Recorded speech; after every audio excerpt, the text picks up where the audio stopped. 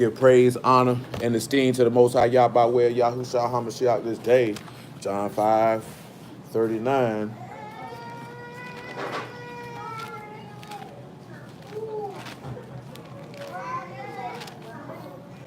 Search the scriptures, for in them you think you have eternal life, and they are they which testify of me. And you will not come to me that you might have life. I receive not honor from men, but I know you that you have not the love of Elohim in you. I come in my Abba's name, and you receive me not. For another shall come in his own name, him you will receive. How can you believe which receive honor one of another, and seek not the honor that come from Elohim only?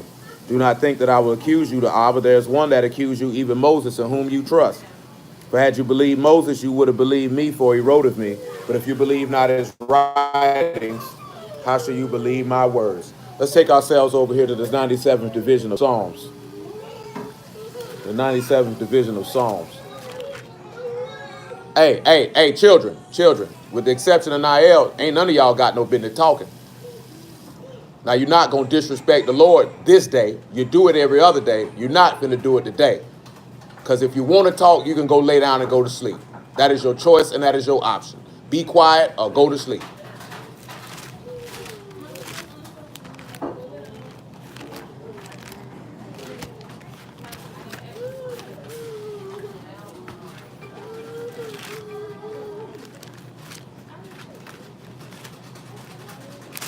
Psalms 97:1. Of course, since it's in gathering, it's tabernacles, then we're going to sit back and look at some of the things that pertain to that particular matter. Yahuwah reign. Let the earth rejoice, and let the multitudes of the isles be glad thereof. So again, let's look at that. Let's look at the earth rejoicing. We read about it in Deuteronomy 32 the other day, where he said, let the nations rejoice. But let's just take ourselves to Revelation 19 just because. Revelation 19:1. Let's let the earth rejoice. Everyone ought to rejoice if Yahuwah reigns. How many of y'all feel like that's the just thing to do? How many of you, deep down in your heart, will rejoice at the day of Yah's reign? See, I know a lot of people don't want Yah to come and reign because that means your will is over with. You can't live how you want to live no more. This wicked world got to stop. Matter of fact, let's get 11 and 17 of Revelation first, just so you can see how the world don't want him to reign. Do you know what that means when it says that he reigns? Remember how we talked about that not too long ago? Matter of fact, hold on, since I'm mentioning it. Come back to Isaiah 52:7. Let me grab that first. Just bear with me.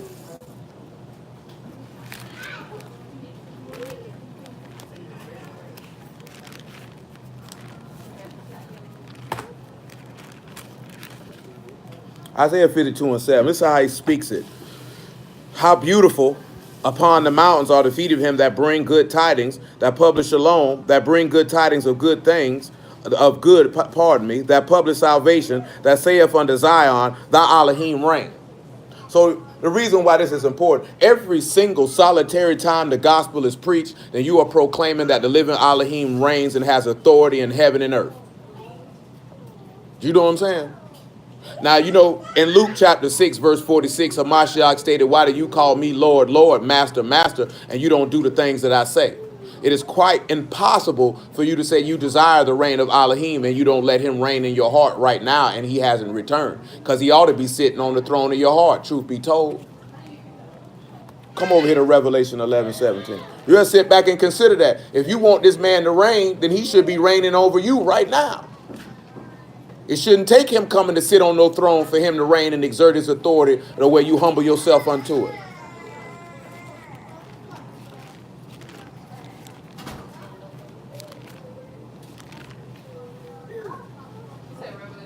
Revelation 11 and 17.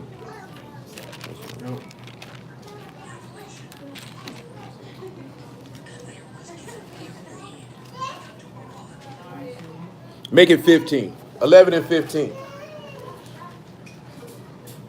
And the seventh Malachim sounded, and there were great voices in Shamahim saying, the kingdoms of this world are become the kingdoms of our master and of his anointed one, and he shall reign forever and ever. And the 24 elders which sat before Elohim on their seats fell upon their faces and worshiped Elohim, saying, we give thanks. Because this is them rejoicing, because now he's coming to reign.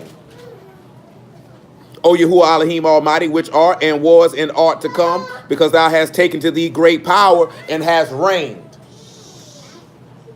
Now I'm sitting here and tell you something, right? And I'm just going to be dead honest with you. If you're not allowing this man to reign in your heart right now as we speak, then you're not going to see him reign in the kingdom. When he come through, you're not going to like it. When somebody has reign, I mean they have rulership and authority. They have rulership and authority. And you know why I mention this here? Because if he gonna reign, and I'm gonna just make this mention to everybody here, right? You know it says that everybody in Hamashiach is a part of his body. You know what that really means? That he can't have no team full of individuals. You know what I'm saying? Now we speaking that whole, and we speaking for ourselves sitting in this room. Ain't nowhere in the world we gonna be successful if we operate as individuals and not as a unit. When you go read Acts chapter 2, it said them people had one heart and one mind, and they moved to everything in common, and no man thought himself greater than the other, and they all moved lockstep with one another. If you think of yourself as an individual and not as a team, you going to hell, and we gonna lose as a whole. Ain't no way we gonna win in that capacity. Period. And that ain't just with no word neither.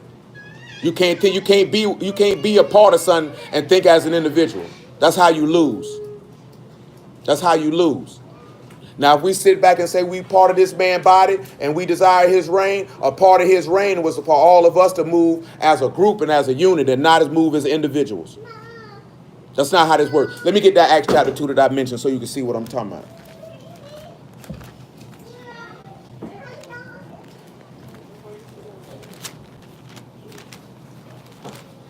Because if you think as an individual, you think it like the adversary, because that's how he rolled.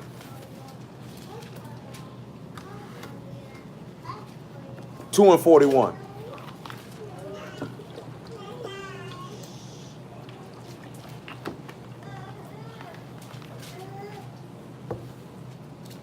Then they all gladly received his word and were immersed, and the same day were added unto them about 3,000 souls. They continued steadfastly in the apostles' doctrine and fellowship, and breaking of bread, and in prayers, and fear came upon every soul, and many wonders and signs were done by the apostles. And all that believed were together, and had all things common, and sold their possessions and goods, and parted to all men as every man had needed. And they continually dealing with one accord in the temple, breaking bread from house to house, did eat their meat with gladness and singleness of heart. Because remember in the book of Jeremiah, I want to say the 24th chapter in the 7th verse, if my memory serves me correctly. That man said that he'll give you one heart and one way, that we should fear him. And that goes back to what we were discussing yesterday. It's supposed to be one mind and one heart and one judgment. Not a group of individuals, not 20 individuals, but one individual made up of 20 people. 40 people, 100 people, 1,000 people, 1,000,000 people, 5 million people. It's not individuals.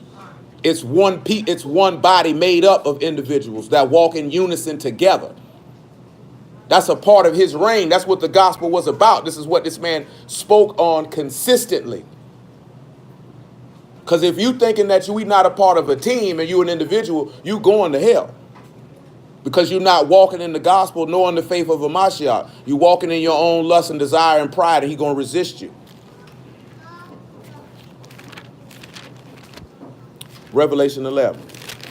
Because if we talking about ingathering, that means he gathering all his wheat in the barn to form his body together in the unity of the faith. We just read that yesterday in Ephesians 4.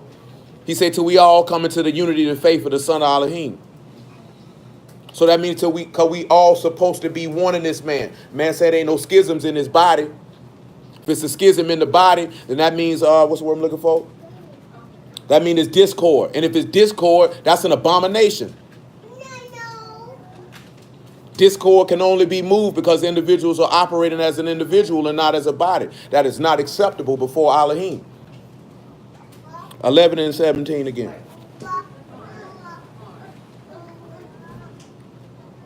Saying, we give thanks, O Yahuwah Elohim Almighty, which art and was and art to come, because thou hast taken to thee thy great power and hast reigned. And the nations were angry, and thy wrath is come, and the time of the dead, that they should be judged, and thou should give reward unto thy servants the prophets, and to the Kased, and to them that fear thy name, small and great, and should destroy them which destroy the earth.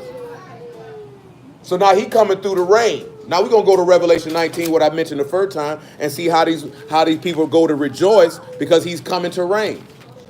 Which we talked about that not too long ago when we went over Jeremiah 33. And it said, hallelujah of hosts, for Yahuwah is good, and his mercy endure forever. And I hear the voice of the bridegroom, and the voice of the bride, and the voice of joy, and the voice of gladness, because they offer the sacrifice of thanksgiving and praise to the name of Yahuwah. These are people who are rejoicing because this man is coming to reign. Because I don't know if you realize that when this man come to reign, his authority and rule is being set in the earth. Now, this man's supposed to have authority and rule over you right now. You've been baptized in his name. We did talk about this yesterday. How many times would this man be ashamed to call you his family if he was standing in front of you right now at this moment? Now, some of you going to lie to yourself and say, nah, he wouldn't be ashamed. And then you're going to be sitting there with the shock face if this man told you, I don't know you. Well, he didn't confess your name. You have to take your salvation seriously. I just seen my cousin say a man about our same age as I am died in his sleep. You know what I'm saying? Don't nobody expect no 37-year-old man to die in his sleep. And we walk around here like we know we going to see 10 years from now. Walking like you know you're going to see 15 years from now. You better have a sense of urgency to make sure your soul and your election and calling is sure. Because when you check up out of here, it's over. You want to make sure you gather when it comes. That's my hope for everybody in this room. I can't make you do it, though. And I can't make you believe it. I pray y'all touch your heart to make you believe it and move you towards it. Get you strong in the inward parts. That's why we talked about what we talked about yesterday, about how you deal with adversity. Because, boy, it's going to be some hard time come to try some of y'all faith, especially some of y'all who said you ain't never went through nothing in your life. That man got to see if you really love him. That man got to see if you willing to overcome for his name's sake. You know what I'm saying? We got to remember one thing before we proceed. Hamashiach suffered and overcame. Remember, he said, be of good cheer, I overcame the world. He overcame and handled adversity for the word's sake. That's how much faith and hope he had in it. Now, remember what that parable of the sower said. If they ain't got no root in them, what's going to happen to them, sir? No, when he said they ain't got no root in them, when persecution and tribulation arrive because of the word, they going to be offended because they didn't have nothing that they weren't willing to overcome the adversity and say, I'm going to look at this head on and I'm going to tackle it and I'm going to handle it and I'm going to overcome it. So you see, you know what a lot of y'all problem is in here when it comes to adversity? You lean on yourself. You trust yourself. You don't trust Yahuwah. That's your problem. And you're going to go to hell behind that. You know what I'm saying? When you deal with adversity, when the adversity come to you, Hamashiach fell down on his knees and cried to his Abba. He didn't try to do it on his own. Everybody in this book, when they faced adversity who served Yahuwah, they fell on their knees and cried to Abba. They didn't try to do it on their own. They didn't try to overcome it on their own. Remember what Paul wrote us in Romans 5. We just read it the other day. When we were yet without strength, Hamashiach died for the ungodly. You ain't had no strength. See, all of us can say, I'm strong in the natural sense. But spiritually, you can't be strong without the word of Elohim in your heart. And that's why when you face certain situations, you have self-pity. You crawl in your hole. You stop seeking the word. You stop praying. And you're going to get crushed under your own problems. That's what's going to happen. You better learn to trust Elohim and wait on it. That's the hallmark of a godly man. That's a hallmark of a godly woman. Nevertheless, Revelation 19:1. That's the hallmark right there. Everybody in this book who trusted Yah, boy, ain't none of us went through nothing like Job went through. I promise you that. Not at all at the same time. Ain't nobody lose all they churn, everything they had, got strict with a disease, and still didn't fold. And when I say not fold, the whole time he was relying on Yahuwah. His main part was he tried to justify himself more than Elohim. And guess what happened when y'all bust him upside his head at the end? He let him know, oh, my bad, I was wrong. I repent in dust and ashes. I'm ashamed of myself. 19:1, man. After these things, I heard a great voice of much people in Shamahim saying, hallelujah, salvation, esteem, and honor, and power unto Yahuwah Elohim. For true and righteous are his judgments. For ye have judged the great whore, which did corrupt the earth, and with her fornication have avenged the blood of servants at her hand. And they said, hallelujah, and her smoke rose up forever and ever. And 24 elders and 4 beasts fell down and worshiped Elohim that sat on the throne, saying, amen, hallelujah. Now, what are they praising this morning? And a voice came out of the throne saying, praise our Elohim, all ye his servants, all ye that fear him, both small and great. And I heard it was a voice of a great multitude, and as the voice of many waters, and as the voice of mighty thunderings, saying, Hallelujah, for Yahuwah Elohim omnipotent reign. When he come through the reign, he coming through to execute his great power. And let's continue to look at that. Back to Psalms 97. Just think on it. Oh, I'm trying to remember the correct definition. Yeah, that's what it was. I'm thinking about another word, omnipresence. Yeah, it's all powerful, all knowing. Psalms 97 and 1, or 92, 7 and 2.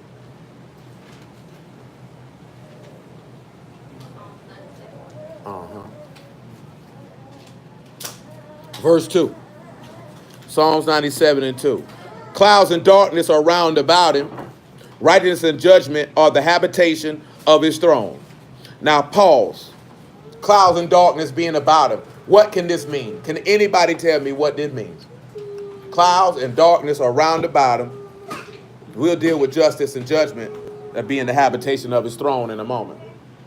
Anybody got any idea what the clouds and darkness being about him could be? He coming in the cloud. And it's going to be a dark and gloomy. This talking about his coming. See, verse 3 going to get out of the way. But we're going to get to verse 3 in a moment. Verse 3 going to get out of the way. I can see why you said what you said, though. Because what happened when he was on the stake with that cloud and darkness. I can see why you would say that. So, you ain't on the wrong track. I see why you could say that. But this particular one here, though, it's talking about it coming. No, I definitely see. I mean, truth be told, yeah, he reigned when he was on the stake with the cloud and the darkness. So don't get me wrong. I see why you said that. Yeah, please don't get me wrong. I definitely see why you said that. Matthew chapter 26.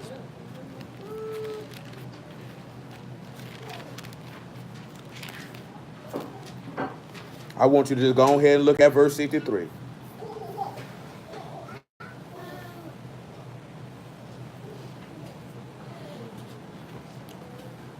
Because on that one up there, because you could take it and use Revelation 1 and 7 and showing you how that's a precursor to him coming back and reigning in the same fashion.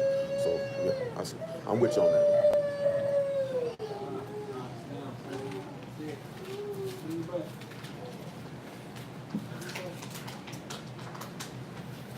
But Yahushua held his shalom, and the high priest answered and said unto him, I adjure thee by the living Elohim, that thou tell us whether thou be Hamashiach, the son of Elohim. Yahushua saith unto him, Thou hast said, nevertheless I say unto you, hereafter you shall see the Son of Man on the right hand of power, coming in the clouds of Shamahim.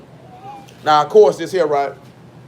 We just read Revelation 14 that he was coming on a cloud, right? And what he said he had in his hand while he was on that cloud? Sure. Nice old sickle. Nice old sickle. But now it's time to reap. Now it's time to reap. And you don't want to be a part of that reaping. Not that reaping. Excuse me. Let's come over here to Son Mecca. I want to look at the gloominess and the darkness. I want you to come to Zephaniah chapter 1. After Zephaniah chapter 1, Amos chapter 5. From Amos chapter 5, 2 Peter chapter 3. I'll reiterate it again. Zephaniah chapter 1, probably about verse 7. Nope, my apology. Verse 14. Zephaniah chapter 1, verse 14. Amos, I want to say Amos 5. Probably about verse 5. And then 2 Peter chapter 3, about verse 7. Zephaniah chapter 1, verse 14. Zephaniah chapter 1, verse 14. The great day of Yahuwah is near. It is near and haste greatly, even the voice of the day of Yahuwah. The mighty man shall cry there bitterly. When it says that he cried, what should this remind you of what we just recently went over?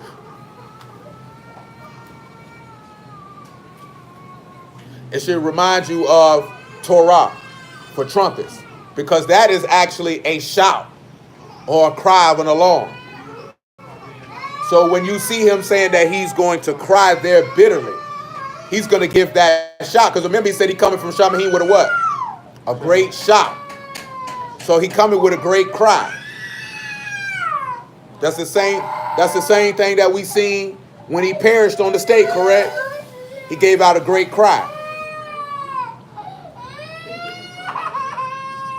Let's look at something, right? Pause. Matthew chapter 24.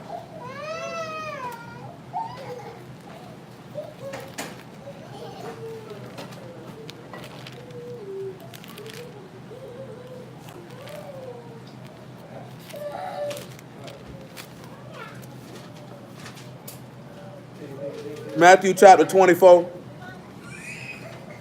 I'll pick it up at verse 23.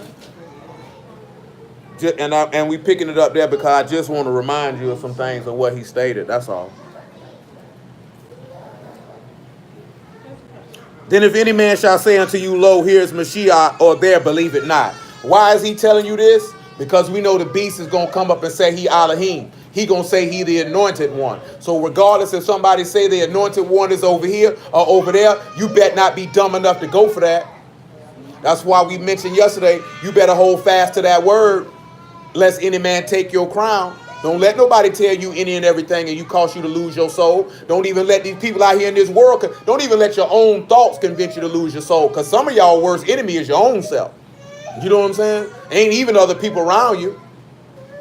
You got stuff that go on in your head and you ain't even strong enough mentally or spiritually to cast it down.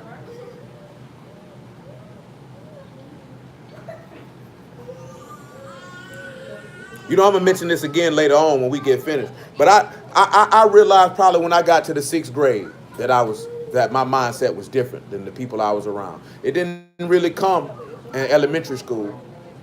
You know what I'm saying? It ain't come till we moved to zone 3 that I really realized I was different.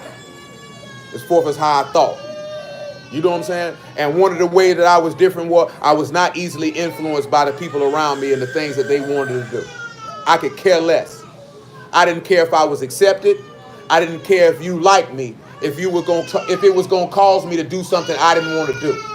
You know what I'm saying? If I had to do something I didn't want to do to be accepted of you, then I didn't want your acceptance. That's why I never understood niggas joining gangs to a certain extent. Cause I know some niggas join gangs where they come from because that's their culture. That's what they do. You know what I'm saying? But then just joining it because you want to be accepted by the niggas around you? Oh no. Oh no. And see, that's what done happened to us out here with this world, with this word. See, you want to be accepted of sinners, and you want to be accepted of the world, and you don't want to tell these people no. Because you worry about what they going to say or how they going to view you. You better care. You better be worried. What we read every week. How can you believe except you receive honor that comes from Elohim only? So you looking for honor from this person and that person to say you cool, and this person to say they love you, and this person to say they like you. You better hope y'all say that about you. Why you worrying about these niggas out here in these streets? Because they on their way to somewhere you say you don't want to go. And we can see that in the word numerous times. What was our problem as a nation? We wanted these other nations to accept us, didn't we? That's it, and that's why I mentioned this here. That was our problem. Because we wanted to be like them, and we wanted them to accept us, and we wanted to be liked by them, and it caused us to go follow our God and him eliminating us out of the land and chasing us with a sword and killing us with the famine and killing us with the pestilence, to where we exile and have to be under subjection unto children of falsehood whose doctrine is lies. You know what I'm saying? You got to be careful with that. I'm talking about serving your God. If you're going to serve y'all, you can't care about who accepts you once you make that decision. You know what I'm saying? You can't care. Ain't that what got Lot White burnt down? You looking back? What you looking back for? You supposed to be looking forward and toward Shamahim, where your salvation come from. Verse 24. For there shall arise false anointed ones and false prophets, and show great signs and wonders, insomuch that if it were possible, they should deceive the very elect, the very chosen. I hate to say it, but I got to mention this here just for the reality of it, because how the numbers dictate it. Somebody in this room gonna be deceived by them great signs and wonders. You know what I'm saying? I can't sit here and say everybody ain't gonna be deceived. Y'all forbid, but somebody in this room gonna be deceived though. Again, y'all forbid. Because we had to deal with that there. If we know that it was 12 men walking with a Mashiach and one didn't believe, and then we ain't even talking about, we talking about his 12 close ones. We ain't even talking about all the other people who walked with him, who walked away from him. And when he stated that, he said he already know those who didn't believe. So for me to sit here and say everybody in this room believe, that's a lie. For me to sit back and say everybody in this room is not going to be deceived, I'm going to be lying to you. You know what I'm saying? The only thing I can tell you is gird up your loins and your mind and hold fast to the gospel which you have heard and received and endure to the end. That's all I can tell you. And let Yah be with you in the process. That's it. You got to stand firm, because that's why I mentioned that. It's like I said, right? We mentioned mental toughness a few weeks back to see your fortitude when you face with something. But see, when you face it, what we talked about yesterday was different, because that's the strategies of how you deal with adversity. You know what I'm saying? You can have a mental toughness to be able to, like, okay, I can fight through it. But what strategies you going to take when you face with some resistance? You know what I'm saying? Because adversity is different. That's when you face some resistance. And when you come with this word, you're going to face resistance. Sinners going to resist you. The world going to resist you. Your job might resist you. Your flesh is trying to resist your spirit to cause you to go contrary. How are you going to overcome it? Are you going to yield? Are you going to ball up in a ball and cry? Or are you going to stand up and continue to fight till you don't have no breath in your lungs and fight back and win that battle? And the only way you can win that battle, like Paul wrote in Galatians, let us walk in the Ruach so we don't fulfill the lust of the flesh. You got to fight.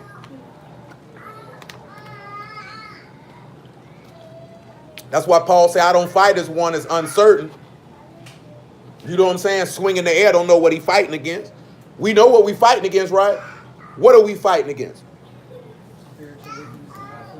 That's what we're fighting against. Paul, let's look at it. Ephesians chapter 6. That's what we're fighting against.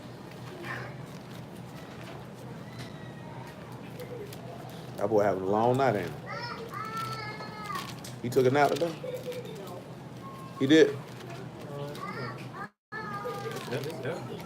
Yeah, I mean, you know, sometimes he just be feeling like extra wild. But that definitely seemed like that was a good old, I ain't took no nap and I'm fighting this slumber that's upon me.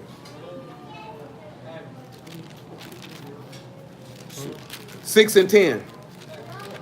Now, he's definitely a nap bucker. Finally, my brethren, be strong in the Lord and in the power of his might. See, you see where your strength come from? And the power of his strength and the power of his might, not of your own. Matter of fact, in Zechariah 4 and 6, you know what he said? Does anybody know what Zechariah 4 and 6 say off the top of their head? If you don't, it's okay. We finna read it. Come on over here. I want you. It just came to my mind. I want you to hear it. I didn't want you to hear it. So maybe you can remember that when you face stuff. Besides the fact that you ought to know, if we members one of another, you ought to know if you're dealing with something, you should be able to lean on one another. And you shouldn't be too ashamed if you could cut. Hamashiach stood in front of all his people and suffered right before their face. He wasn't ashamed. And none of us shouldn't be ashamed about it neither. Zechariah 4 and 6. Zechariah 4 and 6. Say, then answered and spake unto me, saying, this is the word of Yahuwah unto Zerubbabel, saying, not by might, nor by power, but by my Ruach, saith Yahuwah of hosts. See, ain't going to be no pop. Come on back. Ain't going to be no pop by power, no might of your own. It's got to be by his spirit. It's got to be by his Ruach. It's got to be by his breath. That's the part you got to remember. Ain't nothing that we could get through by our own might and power. And we think we could get through it on our own might and power, you might as well be in the world and live how you want to live, because you definitely don't trust in Yah. It ain't by your power and it ain't by your might. It's by his Ruach HaKadosh, which strengthen all men who are partakers of it. If we didn't have his breath, we wouldn't have no might at all. That might came when Yahushua got the victory and rose from the dead on the third day. You ought to keep that in mind if you believe it as you profess. Keep that in mind. That's the strength that endureth for eternity.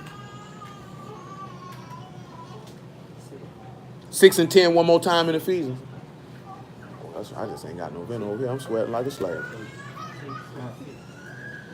Finally, my brethren, be strong in the Lord and in the power of his might. Put on the whole armor of Elohim that you may be able to stand against the wiles of the devil. See, when you get ready to face something, the reason why some of y'all get buckled, you ain't put your armor on. How you going to go out to war without the things that you need to fight with? You know what I'm saying? You ain't, like, as the cliche saying go, you going to go to a gunfight with a knife? That what you going to do? How you going to win it? So you're going to go up against wickedness all over this earth. Wickedness which you cannot even see with the natural eye, and you going to war with it with your own thoughts and your own power. You destined to lose.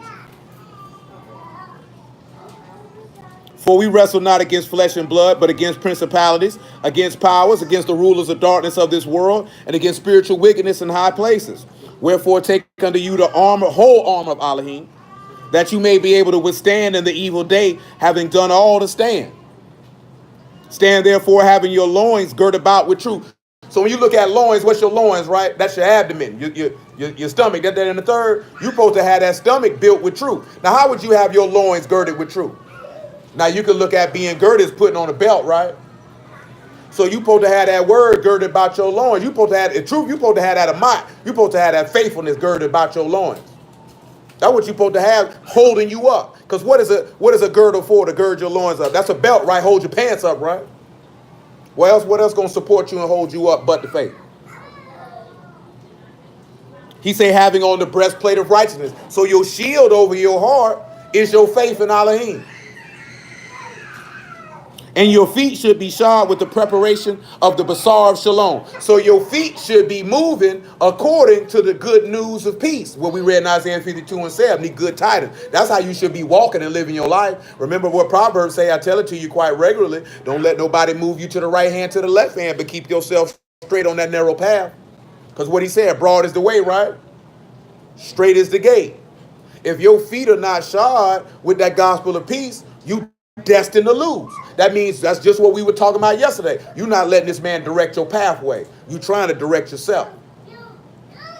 I know you got to know that your way don't work. I know you got to know that your thoughts ain't right. I know you got to know this man say your thoughts are nothing but vanity. You got to know that.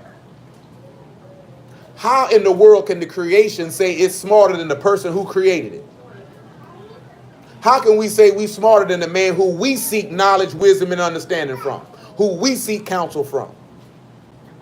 But yet we won't let him direct us according to said counsel, said knowledge, wisdom, and understanding. That's selfishness and that's pride. And that's unbelief. We can't live like that. And he's saying, above all, taking the shield of faith, where if you are able to quench all the fiery darts of the wicked, and take the helmet of salvation and the sword of the Ruach, which is the word of Elohim. Why is you got that sword of that shield of faith? Because your Amun are going to be able to withstand anything the people bring at you. You taking that sword of that Ruach is cutting down. Remember, we just read it yesterday. It's a discerner of the thoughts and intents of the heart. See, one thing I know about the word, a lot of people don't like to have conversations about the word. Not really have them. Why do you think a lot of people don't like to have real conversations about the word? Expose how wicked they is. See, I can talk about the word 24/7, 365. Don't bother me, nan tap. But see, I know some of y'all, most of y'all only want to talk about it as forfeit, what you can learn. You don't really want to talk about it because it's going to show who you is. You don't really want nobody to know that. You know what I'm saying? Because that word, ain't no cover when that word comes. Ain't no cover. You can't hide on that one there. It's going to spit your butt naked. And we going to see. Over all these years I've been dealing with this word, the only reason why I can be able to tell what type of time a person is on is because of the word. You gonna show it. I done told y'all before, man, if you doing this to get things of this earthly realm and getting saved ain't your number one priority, you got a problem. And you violating the commandment that man gave you, because that was not a suggestion when he told you to seek the kingdom first and all these things will be added unto you. That just wasn't a good piece of advice. That definitely was a directive. Stop seeking this man like he a genie and a gift giver, and seek the eternal things that this man got to give. Because remember what Amashak told you. What does it profit a man if he gain the whole world and he lose his soul? You got everything you want and you going to hell. Don't make no sense. You better start thinking about the world to come and not just this one. You got to think about the world to come. How many of y'all think about the world to come? And when you think about the world to come, Darius, what you think about? You think about the rewards you're going to get. I ain't mad at you, man. You know what I think about that world to come? That I'll finally have rest. Finally have rest. My soul tired. You know what I'm saying? Finally have rest. Period. That's what I be thinking. Finally have rest. Didn't that man tell you that in Hebrew chapter 4? There's a rest for his people. I'm just looking for rest. Period. You know what I'm saying? I can't speak for nobody else. I'm just looking for rest. You know what I'm saying? All their rewards, like you mentioned, yeah, I desire them. You know what I'm saying? I feel you on that. But me personally, I just want some rest. That's it. You know what I'm saying? That's it. This world make me sick. And not just because of the sin that go on it. My people are being oppressed and suffer every day. You know what I'm saying? Every day. I ain't talking about just what these white people be doing to them. Just like we were talking about the other day. Watching that little boy in that park get oppressed by his own mama. You know what I'm saying? Who gonna stand up for him? That boy got to live with that every day. You know what I'm saying? That boy gonna grow up and be scarred. 9 times out of 10, he gonna grow up and hate y'all because of his mama. You know what I'm saying? He either gonna try to seek y'all harder, or he ain't gonna believe, can't be no God, let me deal with this. You ain't never ran across people who felt like that because that's how they grew up and how they were raised, bro. You know what I'm saying? See, I'm going past, the police be killing the man, screw all that. I'm talking about, boy, that junk hard to ride past, boy, and see a nigga sleep. Boy, I seen a nigga sleep on the bus stop on 103rd, man. Ain't nobody don't care about this dude. You know what I'm saying? I done been in the homeless shelter and seen how them people feel. Come at them people with the Bible, this, Bible, that. You don't care about these people. You know what I'm saying? The same way these niggas going through it out here in these streets, man, and what they dealing with every day. Don't nobody care about them. Don't nobody care about their pain. You know what I'm saying? Or nothing they going through. And then that's not to mention the regular stuff that happen to people in life. You know what I'm saying? There's people out here, they want rest. They just want a little bit of rest. It's real out here. You know what I'm saying? It's real out here. It's real out here, man. And that's not to mention the stuff, niggas getting abused. Mentally, emotionally, physically, sexually. And look at all these niggas in the word. What they want to do? Argue. You know what I'm saying? Have penis size and matches by who know the most. You know what I'm saying? Niggas and squares and lames and all this old extra stuff. Whole time people suffering and dying every day. And niggas don't blink an eye. You know what I'm saying? We selfish because the only thing we be worried about is what we got going on. Don't never be concerned with what nobody else going on. Half the time the stuff we dealing with ain't even that serious. And most of it be self-inflicted. So you really ain't got no business walking around feeling sorry for yourself because you did it to yourself. You know what I'm saying? I couldn't walk around feeling sorry for myself for going to prison. I sent myself to prison. Only thing I can think about is what I was going to do when I get out to never come back here again and put myself in a position. Because when you know you go to prison, you know what you is? A failure. You done failed. Ain't no ifs, ands, or buts about that. You done failed. I ain't no man at that point. I'm a failure. It's a grown man tell me when I can go use the bathroom. It's a grown man tell me I got to go to bed. I'm a whole grown man. I'm almost 30 years old, man. Say it's time for you to go to bed, son. It's night. Cut the lights out. That's humiliating.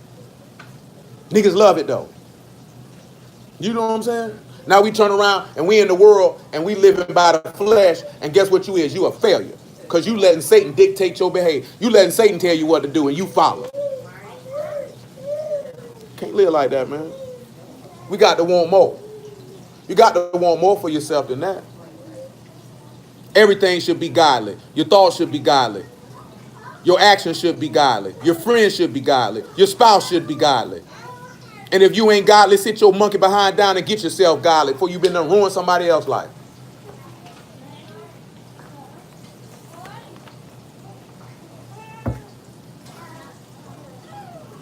Verse 18, praying always with all prayer and supplication in the Ruach, watching therein too. Listen what he said, with all perseverance and supplication for the saints. Do you know the definition of perseverance?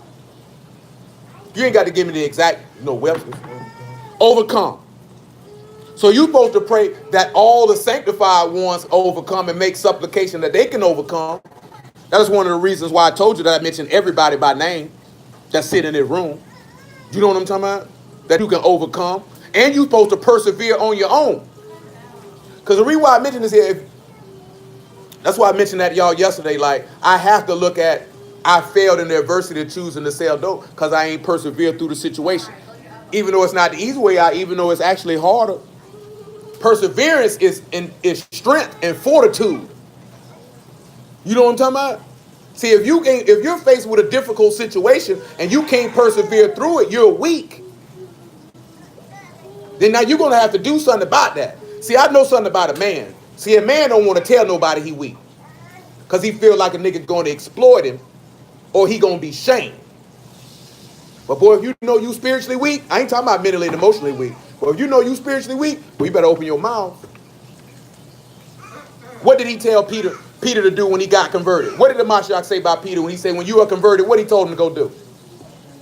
You better go strengthen. How else he going to strengthen but hit him off with that word? I got to put some Yah in your life. That's the only way I can get you strong. When you run from that word, I know you weak. You don't want no strength. You want to be weak and you want to wallow in it. Don't wallow in weakness. Remember what he told you? When you weak, you what? He say let him that is weak say that I'm what? Strong.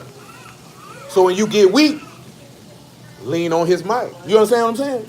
That's what you got to do. That's what you got to do if you want to get gathered up. Come on back. Where we was at, man? I was in Matthew 24. That's where I was at. What'd you say, brother? Yeah, we come back. I appreciate it. Yeah, we're going to talk about a little gathering, but your faith need to get right. Y'all do realize, y'all do know this, right? You do know this the day that this defeats the man coming back to get you, right?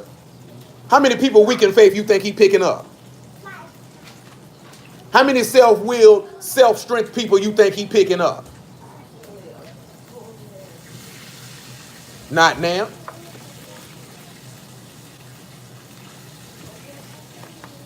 Matthew 24.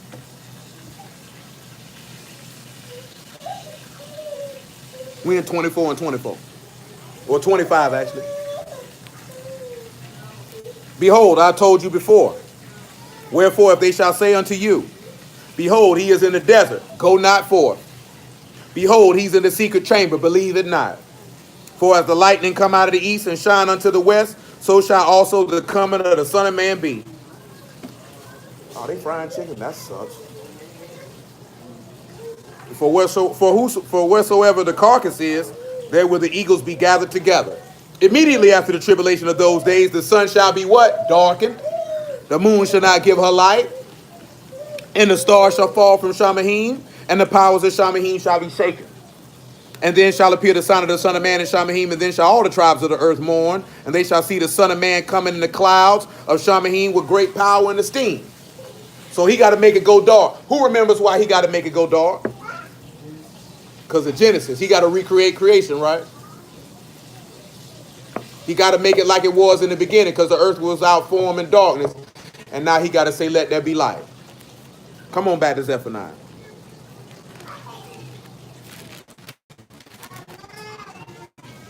I hope desire for everybody in here is that you might be saved.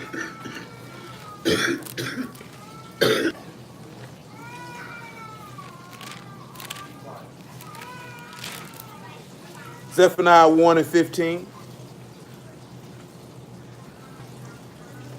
And we're going to deal with that throne because the throne is the main thing we focusing on this evening. I want y'all to understand that. It's the throne that we focusing on.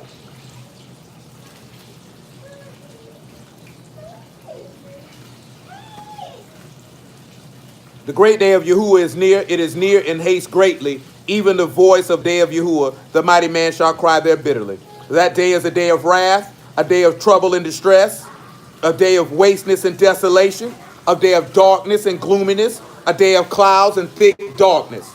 Listen what he said, right? A day of the what? Trumpet and alarm against the fenced cities and against the tower. So you see how that tie in? See, this is how he take trumpets and tabernacles and merge them together. Because this is the day he going to sound the alarm. See, Paul, I want you to see something in Joel chapter 3. See, this is for the people of faith right here. See, if you ain't of faith, this ain't for you. Joel chapter 3, verse 14. Make it 13. Matter of fact, didn't make it 11. We ain't going to hurt nothing.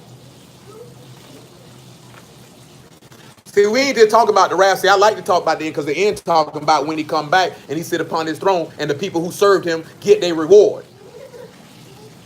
You know what I'm saying? They get their reward. Remember we talked about it, right? You get to wash your feet in blood so you can know what? There's a reward for the righteous. See, people want to make you think you ain't going to get nothing. That's why I said in Malachi, they say it's a vain thing we serve Yahuwah of hope. See, people want to make you believe you ain't going to get nothing for it. Ain't no reward. It's a reward for being just and Kadesh and being faithful. It's a reward. Nigga walk around here worrying about this life. This man can take everything you got and destroy it in a heartbeat. And this man can turn around and give you everything of your heart's desire times 1,000. He says, is there anything too hard for Yahuwah? It's a light thing. That man say he'd take a poor man from the dunghill and set him amongst princes. And niggas walking around here worrying about your life. That's got to be the dumbest thing in the world. That means you don't believe him when he tell you that. All you got to do is look at David. What was David? He wasn't nothing but a little sheep boy, wasn't he? Look at with Saul. Saul was the least person in this house. He made him a king. David wasn't no strong person. He made him a king. Took somebody who was a nobody and set him up on high. It's nothing for that man to do that. It's nothing. Our problem is we don't believe he can do it. And we be banded about in our heart of troubled about many things. And the best part, we ain't seeking. Truth be told, y'all know why y'all keep stuff back from y'all, because you ain't gonna serve him once you get it. You gonna forget about it. Who is y'all? I don't know no y'all. I got this money on my own. I got this here on my own. Our bigger problem is when everything good, y'all the first thing out your mouth. When stuff go to getting ugly, you don't know who he is. Now you mad at him. What you mad at him for? Life got ups and downs. Better suck it up and keep it trucking. Assemble yourselves and come, all ye heathen. Gather yourselves together round about, thither. Cause the mighty ones to come down, O Yahuwah. Now, who do you think he talking about when he say mighty ones to come down? He ain't talking about no Malachi Hill. People in rulership. I can see why you would say mighty ones because of the... But remember how he mentioned the warriors and the kings to be mighty ones? So, yeah, no. No doubt. And truth be told, that's the first thing you're really going to think about. You know what I'm talking about? He said, let the heathen be wakened and come up to the valley of Jehoshaphat, for there will I sit to judge all the heathen round about. Remember, because justice and judgment is a part of his throne, habitation of his throne. Put ye in the sickle, for the harvest is ripe. Get you down, for the press is full. The fats overflow, for the wickedness is great. Multitudes, multitudes in the valley of decision, for the day of Yahuwah is near. In the valley of decision, the sun and moon shall be darkened, and the stars shall withdraw their shining. Yahuwah also shall roar out of Zion, utter his voice from Jerusalem. Shamahim and the rats shall shake. But listen what he said. But Yahuwah will be the hope of his people and the strength of the children of Yasharal. So guess what? If you standing on the earth in that day, and you see heaven and earth being shaken, and you see the stars getting dark, and the moon getting dark, that's your hope, because that's what you've been waiting for. Not what we were talking. Well, I was going to get Second Peter. Don't worry about it. I know I ain't got that page in my book, so I'm going to tell you what it say. Second Peter, he told you what? We ain't looking for that day of gloominess like other people looking for it. We looking for a new Shamahim and a newer rats will dwell righteousness. That's why that's your hope. Remember, hope is evidence of things hoped for, the things not seen. This was the promise you was waiting on when you hear this man's voice roar. You ain't sitting back, yeah, he killing our enemy. You looking at Yahuwah coming to reign. Just what we read in Revelation. He coming to sit upon his throne. He coming to establish his kingdom. He coming to establish righteousness, justice, judgment, and equity in the earth. And to restore his people and bring them back into the place which he swore to their fathers and put them at peace and lay them at rest, that no man trouble them ever again, and give reward to all those who waited for him. That's why he said that's the strength that should be. And if that's your strength, that means that that's your trust and that's your joy. Come on over here to Amos 5. I'll go ahead and knock it out. I kind of eliminated Amos 5 by what I just said, but screw it, we read it anyway. Good Lord.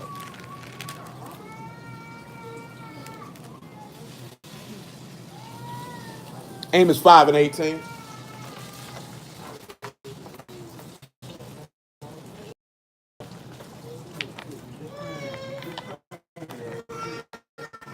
Eugene, he ain't nothing but tired. Woe unto you that desire the day of Yahuwah. To what end is it for you? The day of Yahuwah is darkness and not light. So guess what? If you the children of the light, what you desire darkness for? See, if you desire the day of Yahuwah, you know what that really tell me? You wicked. That's what that really tell me. Because the people, the children of the light, desire light. They don't desire darkness. They don't desire that. What did the Mashiach say? The darkness come when no man can do what? Not see. No man can work. He say, abide in the light while the light is with you and show yourself to be the sons of light. Because Elohim is light and no part darkness. So when this man coming with darkness, that ain't what you want to see. And his children don't want to see it either. His children ain't hoping for that. But you know how many Bruce? I can't wait for the destruction of Babylon. No, don't get it twisted. All his people want to see his judgment in the earth, but we ain't desiring that. He just said destruction, right? So that means that's y'all word. That ain't how I feel. That would destruction be to you. That man said, what end is it for you? What you getting out of that? As if a man, it said, as if a man did flee from a lion and a bear met him, or went into a house and leaned on his hand on the wall, and a serpent bit him. Shall not the day of Yahuwah be darkness and not light, even very dark and no bright? Huh? Yeah. You don't want nothing to do with that. Come on back to Zephaniah. His children don't want nothing to do with that.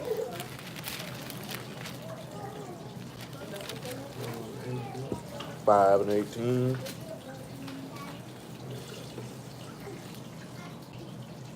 Verse 17 of Zephaniah chapter 1. And I will bring distress upon men, and they shall walk like blind men, because they sinned against Yahuwah, and their blood shall be poured out as dust, and their flesh as dung. Nevertheless, let's go back to Psalms 97. I guess I can get 2 Peter chapter 3 after this. Psalms 97 again. I'm going to get to that justice and judgment in just a minute. Let me run down some of these verses in this Psalm 97 and knock them out. Verse 3 of Psalms 97. It says, a fire go before him and burn up his enemies round about. His lightnings enlighted the world, the earth saw and trembled. The hills melted like wax at the presence of Yahuwah and at the presence of the master of the whole earth. The heavens shall declare his righteousness, and all people see his esteem. Now listen to the thing he tell you, right? A fire go before him. I want you to come over here to Isaiah 66 and 15. Isaiah 66 and 15.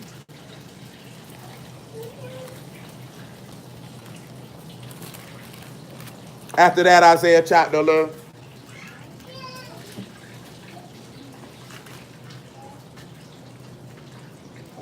Isaiah 66 and 15. I'll give you 12. We'll give you both of them. Something good and something harsh.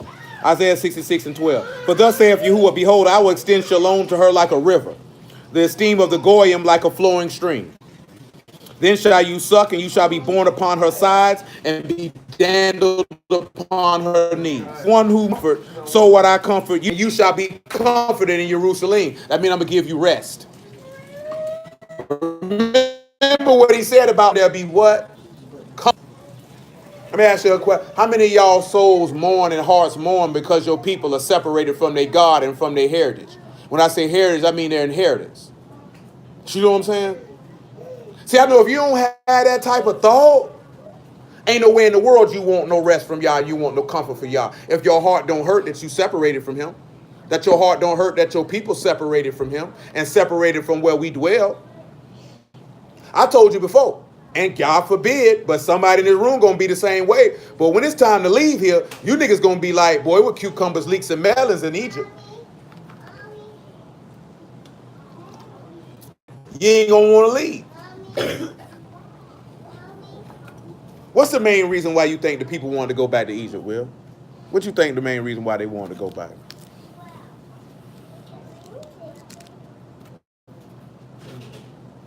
Just in your opinion. I mean, it ain't no, just your opinion. What you think the main reason why they didn't want to go back? Wait, why they wanted to go back? Why they did? I apologize. I would think they wanted to.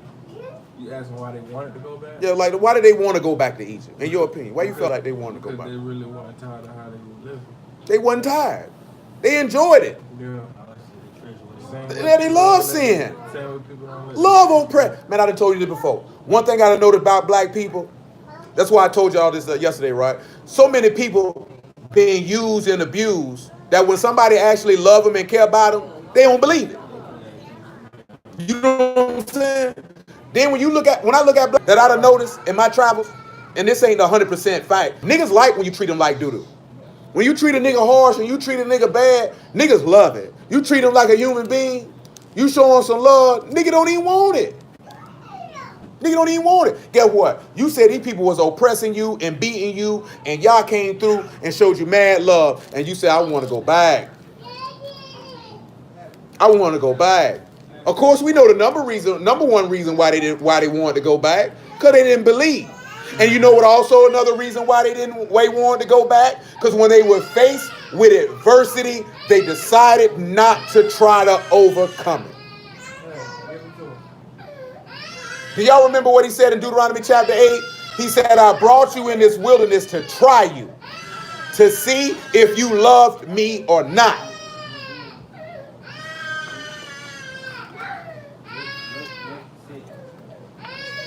You got to sit back and look at that.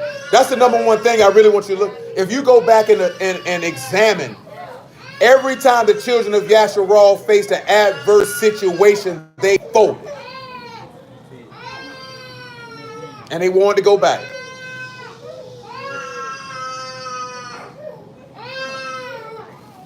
That cry ain't even real, Abigail. Come on back to Isaiah 66.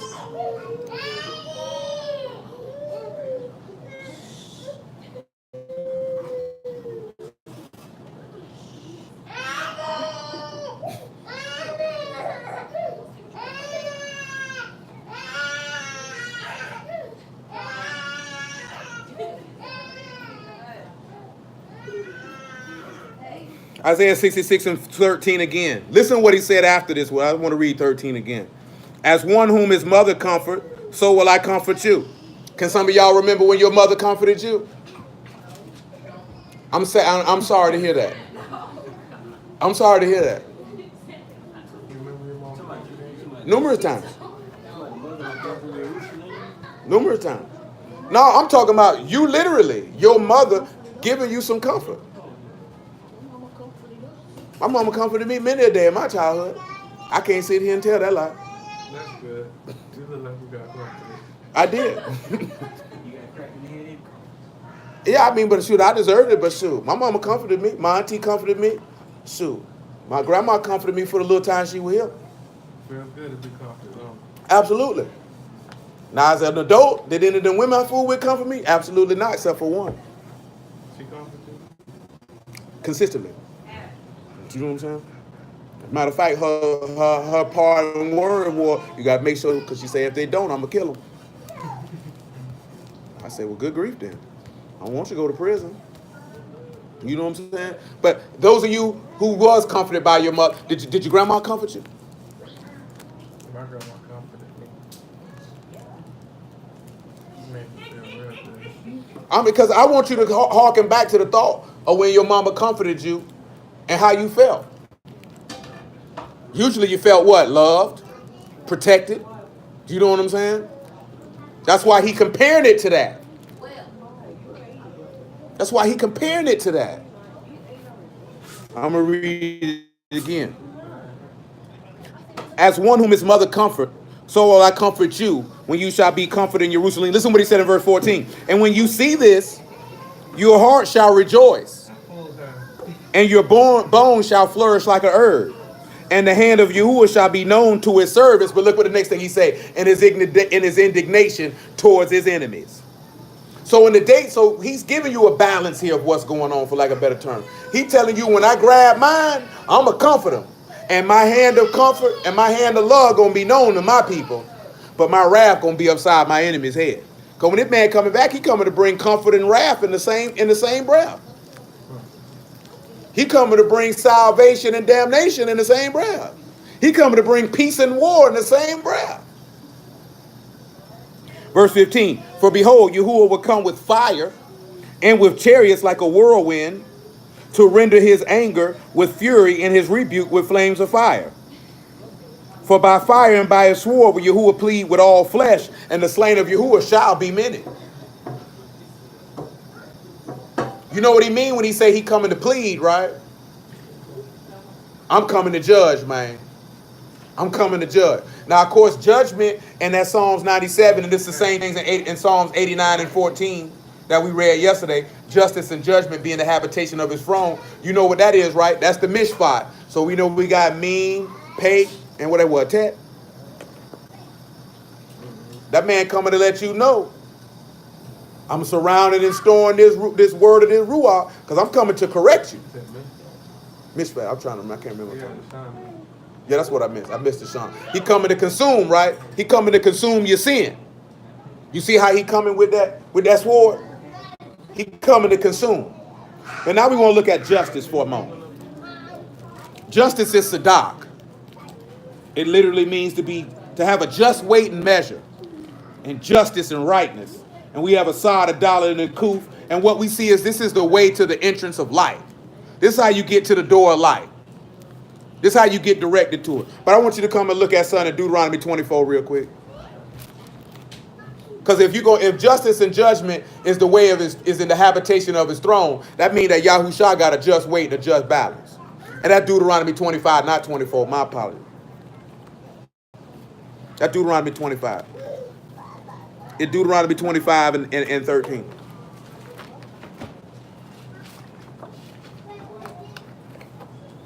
So I'm telling you something, boy. It's more to being godly than knowing you're an Israelite. It's more to being godly than not eating pork and keeping the Sabbath. It's more to being godly than that. And it starts in the heart. Oh, I told you yesterday, a man of faith is the richest thing you could ever come across. Strongest man you'll ever encounter. If you ain't got no faith, you ain't got no riches, you ain't got no strength. You weak. Better get your gird your loins up, get yourself strong. Better hit that weight room. Hitting that weight room is loading that word up in your heart. That's how you hit that weight room when you want to get spiritually strong. You better hit that weight room. Thou shalt not have in thy bag diverse weights, and a great and small. Thou shalt not have in thy house diverse measures, great and small. But thou shalt have a perfect weight, and a just weight, and a perfect and just measure shalt thou have, that thy days may be lengthened in the land which who the Elohim give thee. Because you know what he said is an abomination to him. Somebody who got a false weight and a false measure, right? So what y'all think that, from off memory, what does it mean to have a just weight and a just balance? You're going to judge correctly. You're not going to have respect to persons. Because remember, he said you ain't going to have different weights in your bag. Different you're not going to measure stuff differently. See, that means you're not going to be partial in your judgment.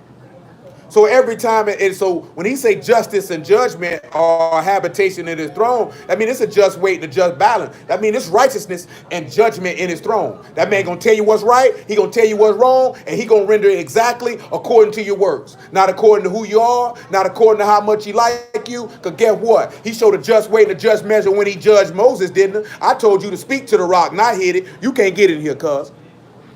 That's the just weight and the just measure. You know what I'm saying?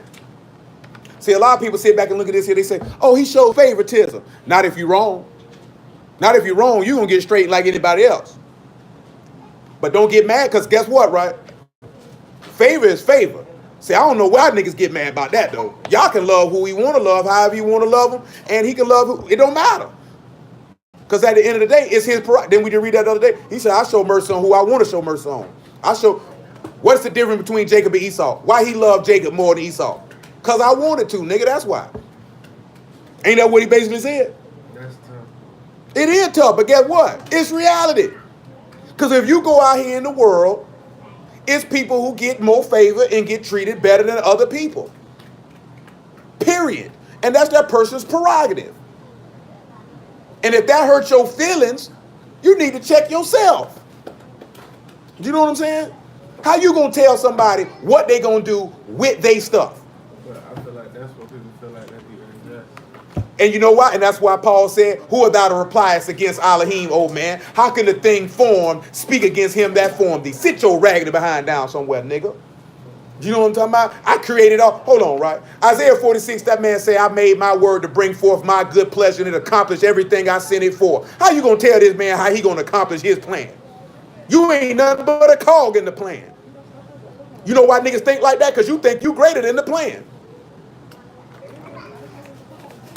You know what that is? He that humbleth himself shall be exalted, and he that exalteth shall be abased. Oh, proud bastard Jew. You know what I'm talking about? How he gonna love her more than me? Because he wanted to. Straight up, because he wanted to. I can tell you right now, it could be 4 or 5 of y'all in here that I got more favor towards, and don't mean I don't love nobody in here no less, or I don't like you. But don't get mad because I got more favor towards somebody else than you. Suck it up and deal with it. Huh? Didn't Yahushua get on the disciples about that? Wasn't they walk around talking about which one of them was the greatest? And what he sat back and told them? He sat back and said the Gentiles exercise lordship over one another. He said, with y'all, it's not going to be so. Then in the same breath, he said, it's the disciple whom I love. Then they got to deal with that. Same breath, he said, Peter, upon this rock, I'm going to build my house. They ain't sit back and look at that. Because guess what? When the 2 disciples came up, when James and John came up and said, let us sit on your right hand and on your left hand, they were mad. That the rest of them were mad because they asked that. And Yahushua had to tell them, look here, man. I don't know what y'all get mad about that for. I didn't come to be ministered unto. I came to minister. He said, y'all unprofitable servants. Y'all just doing what it is your duty to do. Same token, he told Peter, go feed my sheep if you love me. He said, what is it to you if I told him to wait here till I come? That ain't got nothing to do with what I told you to do, nigga. Stop worrying about what he got going on with the next person. Worry about what he got going on with you. That's what's wrong with niggas. You worry about the next man, what he got going on with them. Worry about you. Because while you watching him, you going to go to hell. He going to get in the game. At the end of the day, if he showed favor to another person stronger than the other, is that going to stop you from getting in the kingdom? No. Absolutely not. Ain't favor. Didn't Moses have more favor than the whole house of Yasharal? And what happened to those who was mad at him because he had that favor? The earth swallowed them up. Didn't Yahushua have more favor than all the people in his generation? What about Isaiah? What about David? David had more favor than all the people in his generation. Solomon had more favor than his own brethren, who was supposed to be king before him. Didn't Gideon have more favor than the people in his generation? So I don't know what y'all talking about. You better look at it. Didn't Noah have more favor than the people in his generation? This ain't nothing new. You know why he showed favor to these people? Because he want to. Men found something in their heart that don't exist in yours. Maybe he found them faithful to be able to handle the things he had to give that he ain't find you faithful for. Or maybe he just wanted to do it that way and that's what he wanted to do. Either way it go, you know what you ought to do? Say hallelujah, I prayed the Lord. Thankful for your breath. Thankful for your word. Let me be kind of worthy to enter in your kingdom. Stop worrying about the next person.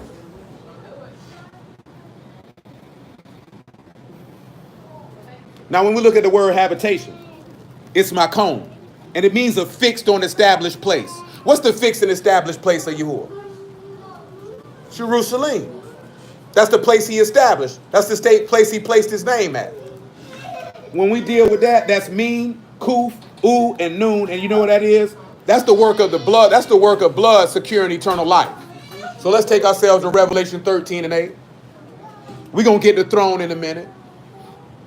I didn't want you to sit back and understand that. Yah is just in everything that he does. Period. And at the end of the day, his ways are not our ways, and his thoughts are not our thoughts. And all we do is sit around and say, the way of Yahuwah is not equal. And that's why he looked you in your face and say, your ways are not equal. You unbalanced bastard Jew. Because they sat back and looked at Yahuwah and tried to tell him he had an unjust weight and balance. Because he said if a sinner repent, he'll deliver him. He said, that ain't right. That's unjust. He said, nah, your ways ain't equal. Hello, Tabby. I can't pick you up right now, Tabby.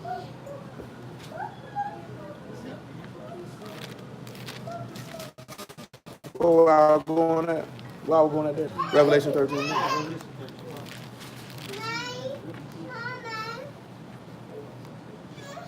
He said, and they that dwell upon the rats shall worship him whose names are not written in the book of life from the foundation of the world. So we starting from the beginning that this is the work of the blood, that his blood secured eternal life. We know Hamashiach say, drink, this is my blood for the what? New covenant, which is shed for many for the remission of sins.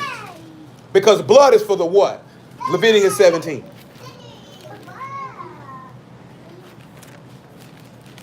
Thank y'all for the word. That's all I can tell you.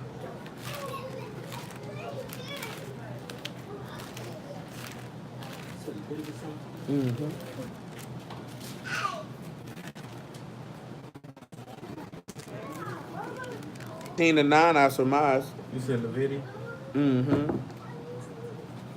Leviticus 17:9. Hello, Tabby. Tabby. Your grandma comfort you? Mom comfort you? You ain't nothing but a baby. Just a big old baby. You ain't grown in 6 months.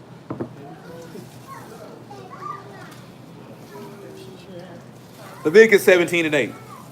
And thou shalt say unto them whatsoever man there be of the house of Yasharal, or the strangers which sojourn among you, that offer a burnt offering or a sacrifice, bring it not unto the door of the tabernacle of the congregation to offer it unto Yahuwah. Matter of fact, back that up. Back it up to verse 5. To the end of the children of Yasharal may bring their sacrifices, which they offer in an open field, even that they may bring them unto Yahuwah, unto the door of the tabernacle of the congregation, unto the priest, and offer them for shalom offerings unto Yahuwah. Do you see what he said? Where he said you make this offering at? In that verse 5, where he just said they made that offering at? No, he said in an open field. See, this is a special sacrifice. See, this ain't a normal sacrifice we read about in Leviticus 17. These are specific. Let's just back it up to one so y'all can see everything that's going on. Let's back it up to one so you can see everything that's going on. Yahuwah spake unto Moses, saying, speak unto Aaron and unto his sons, and to the children of Yasharal, and say unto them, this is the thing which Yahuwah have commanded, saying, what man soever there be of the house of Yasharal that kill an ox, or go in the camp, or kill it out of the camp. Yeah. Come to Hebrews 13. What sacrifice in the law you had to take outside the camp?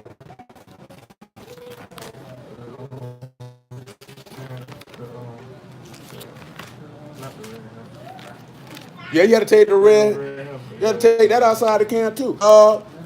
Sacrifice on atonement outside that gate too.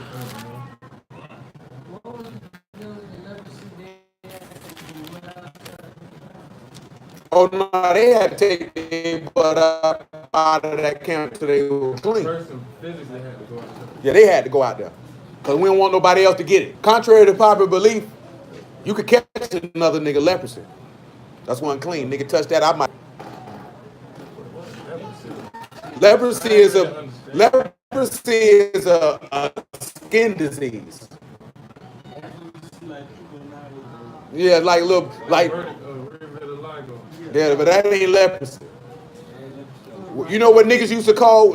It was a lot of niggas around my way. They probably had leprosy. Them niggas said it was acid though.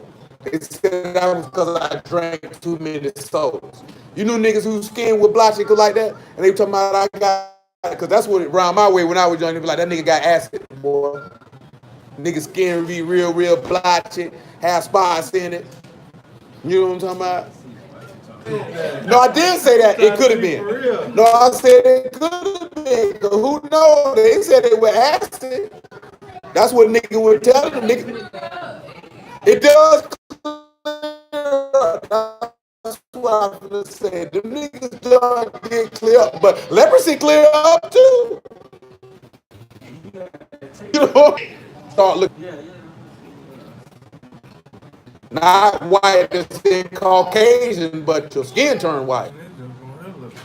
You looking at it? You like Ebola.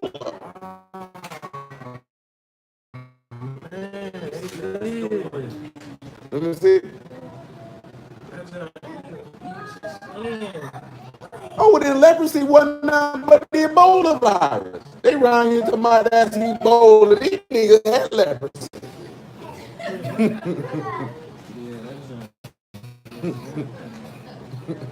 Nigga talking about Ebola. But like they said, it was contagious. It's contagious. And the word tell you it's contagious. Nigga ain't want to be right.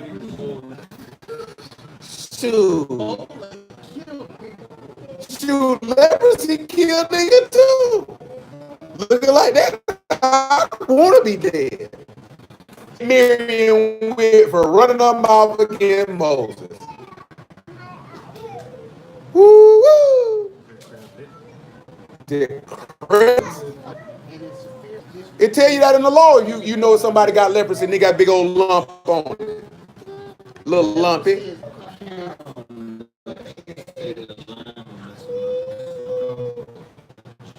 Come on, y'all. Hebrew 13 and 8. Yahushua HaMashiach, the same yesterday, today, and forever.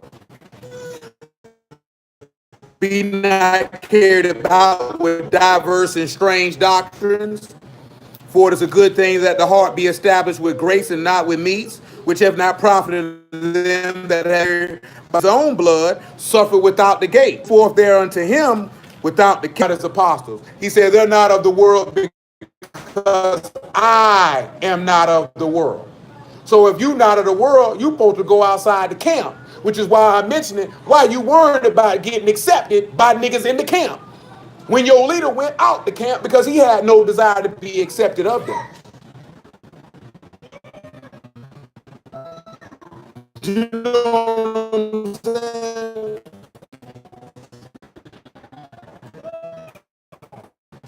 See, that's what I was talking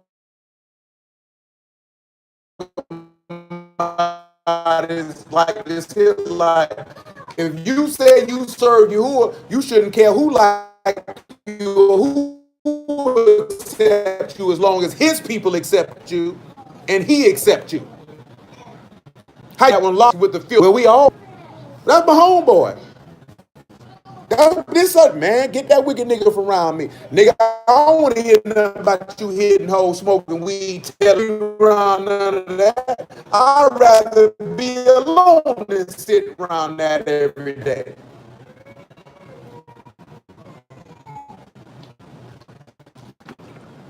I don't want to hear that crap. That's what it just like niggas turning their head to their wickedness. You know why you turning your head? Because you hand in hand with them. And he say, though hand be joined in hand, ain't gonna be no escaping the punishment of the wicked. That's what he told you. Play with it if you want to. That man say it's gonna be comfort for his people on one hand and indignation on his enemies on the other. Because guess what? He got two hands and he can use them both. I can gather with my right hand and slay with my left. My hand ain't slack. Get what? And get what Yahushua told you in Matthew 25, right? My sheep on the right hand, right? And what's on the left? The goats. So that's why I said that. I can gather with the right because the right is the right hand of his strength and his mercies and his goodness. And I'm a slave with the left. Play with it. 17, Leviticus. Gene. Eugene. Leviticus 17 again.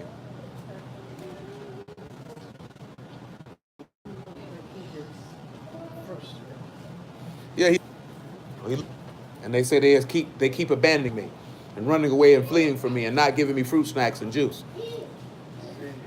He say, but I shall find you, and when I find you, I'll get my juice. I cannot pick you up at this time, Abigail. Verse 4.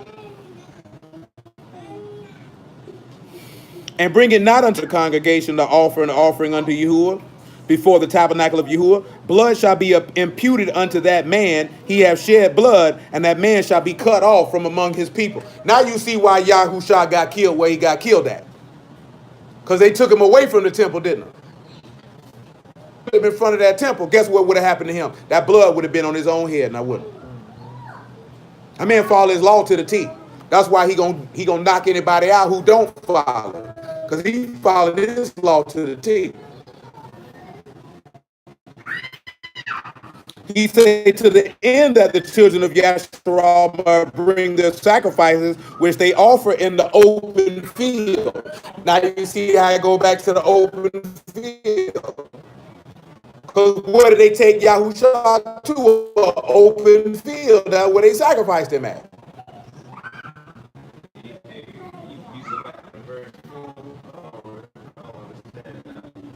It says if you got a sacrifice that you want to kill, you better kill it out the camp. Don't bring it to the door of the tabernacle of the congregation, because if you sacrifice for that, because you supposed to outside the camp. Don't bring that up here to this door.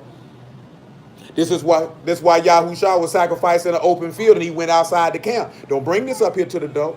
And you said they would sacrifice him in the camp. If they would have sacrificed him in Jerusalem, then the blood of us would have been on him and we wouldn't have been removed. I'll read verse 4 for you again.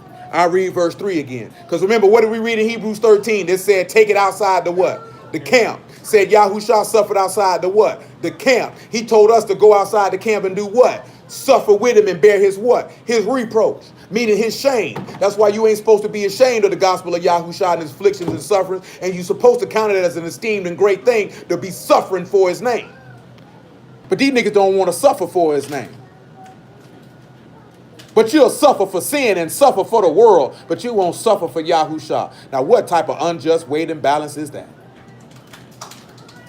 Verse 3, right? Whatsoever man there be of the house of Yasharal that kill an ox, or a lamb, or a goat, in the camp, or that kill it out of the camp, and bring it not unto the door. That's what it said. Bring it not unto the door of the tabernacle of the congregation to offer an offering unto Yahuwah before the tabernacle of Yahuwah. Blood shall be imputed unto them. Basically, because I just misread it. When Yahushua got sacrificed and he rose from the dead, where did he go? And he went to where? He went to the tabernacle. And when he went to the tabernacle, what did he present? He had to present the blood himself. He presented himself a sacrifice and bring that blood. My apologies. And so if you don't bring the blood for what you sacrifice in the camp or outside the camp, then that sin gonna be on you. So what does that mean? If you don't get immersed in this man's name and offer yourself as a living sacrifice, and you don't live like that continually, that means you ain't bringing the blood to the tabernacle of the congregation, to that door. You ain't bringing that sacrifice to Yahushua, and your sin still going to be on you. My apologies, I missed a word in that verse. That's what I was. When they say cut off from working people back then, they want to let them come. No, you die. That was, I was there, so. Yeah, when the book say cut off, you die. He going to kill you. Like it ain't going to be no, I'm going to put you over here, you on timeout. You die. You know what I'm saying? That's why I told you before, everybody in this room done sin. And everybody in this room is committed to sin worthy of death and we're worthy to be cut off. And you get an opportunity as great as this and the salvation of this and you neglect it and shoo with it and play with it and take it for granted. Not I said the cat. You know all us, because some of us could have been dead. Some of y'all done been in near-death situations. What you were just talking about, that nigga pulled that pistol on you, robbing. That nigga could have shot you. You know what I'm saying? Same way I would tell you when that nigga tried to rob me, like, I'm being a fool, really. Like, boy, I ain't going nowhere. You know what I'm saying? Because, boy, I ain't scared. That nigga could have killed me, though. You know what I'm saying? Nigga take your life. So when they say when the man pulls the pit 3 times, if the nigga don't slide, they'll... If a nigga don't what? If he don't go. When they say the male's supposed to pit 3 times. Yeah, you get cut off. You got cut off. But get what? He wasn't even killing them then. He was sparing them because the nigga wasn't even coming. Yeah, I was just asking how that was working. They don't seem like that was working at all. The thing is niggas took Yah for a joke because he was so merciful. See, that's the part I'm telling you why. That's why the first attribute in his name is mercy. The man was so merciful, people took him for a joke. Because he wasn't killing people. That's why he said, because the sentence against an evil work isn't executed speedily, it's privily in the hearts of sons of men to do evil. Because he ain't killing you right then and there on the spot.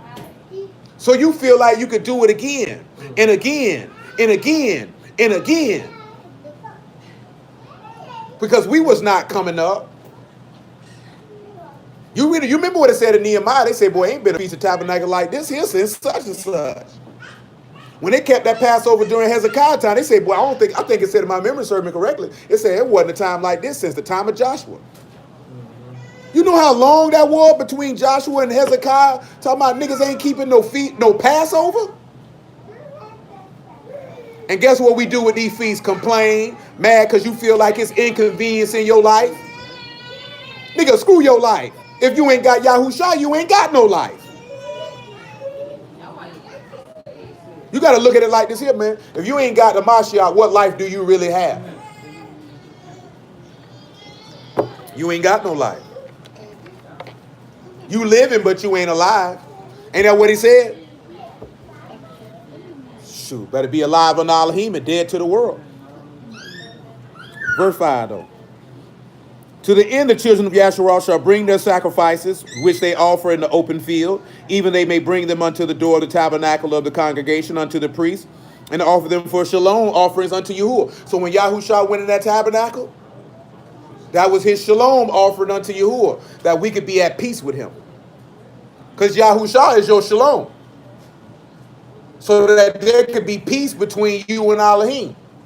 That's why he stands in the Kadesh tabernacle in heaven, forever making intercession on your behalf. You know what the hardest thing in here? I'm gonna ask you a question. How many of y'all think y'all hear your prayers? Based on, because you know what would make it happen for him to live your prayers. It's two things you need for him to hear your prayers. What them two things is? He don't hear the prayers of sinners, so you got to be living clean and you got to believe. Because if you don't believe, he don't hear you either. Do you know what I'm saying? And if you ain't doing right, he don't believe, he ain't gonna hear you either. Do you know what I'm saying? Reason why I mention this here, right? Because some niggas will be praying and they get mad because they don't get what they want. Or they feel like, do he hear me? But you know this man don't hear you. You know why he don't hear you. Most people, when they pray, as I told you before, they don't even ask for things according to his will. It's always according to their own will and their own lust. Do you know what I'm saying? That's why, well, some of y'all probably, that's why certain people used to be like, boy, if he hear my prayer. And I'd have heard some people say, if you know you be heard, pray for me. Because you don't hear too many people walk around and say that. Because everybody think y'all hear, I ain't going to put it this way. Y'all hear everybody prayers. Some people pray, most people prayer get batted down like Matumbo though. They get blocked in the lane. Swatted down. Bop, bop, bop. Yeah, he said, my ear ain't heavy. He said, his ear is not heavy to hear, nor is his arm shortened to save. He said, your sins have separated you from your Elohim that he will not hear. He said, his ear ain't heavy. He said, I hear you. I ain't moving on your behalf. But you know what he said? His ears is open to the prayers of the who? The righteous. He said, he hear them. He said, he delight to answer them. Ain't no different. If your child in here, if your children in here obey you, you delight to honor every request they got. Ain't no problem. Mommy, Daddy, can I have some ice cream? Sure, son. Come on, get your bowl. I'll throw you some extra chips in it too. Can I? Chocolate chips, sprinkles. You want some vegan gummy bears? I got you. They come through, say they want some new shoes. You don't care about buying them. You walking in the store, can I have this toy? You buy it. Let that nigga don't listen. Let him don't listen. Can I get this new truck? Don't ask me for nothing. Don't touch nothing in this store. I'm going to touch you. I'm going to run away. What's wrong with your runner? What's wrong with your runner? Run on the way. Go and get up out of here. That's how y'all feel. You don't answer my prayers. I'm going to run away. You've been running anyway. Just keep on going. Just keep on going. I ain't going to miss you. Let me crank it up, though. Verse 6. And the priest shall sprinkle the blood upon the altar of Yahuwah at the door of the tabernacle of the congregation and burn the fat for a sweet savor. Remember that he said you'd ought to offer yourself as Hamashiach offered himself for a sweet smelling savor. Y'all know how that sweet smelling savor is. Huh? You like the smell of sweet bread? Y'all know how you feel when you smell something good and somebody cook. It smell good in here. Touch your inside, huh? Make you feel good. Thou shalt say unto them, whatsoever man there be of the house of Yasharal, or of the stranger which sojourn among you, that offer a burnt offering, a sacrifice, and bring it not unto the door of the tabernacle of the congregation to offer it unto Yahuwah, even that man shall be cut off from among his people. And you know what also this line up to? Any man that try to climb up some other way other than the door is a thief and a robber. Do you know what I'm talking about? Since you don't want to bring it up to the door and come and acknowledge me and think you can get in and get around me, I'm a kid. Because what the word say supposed to happen to a thief and a robber? You got it.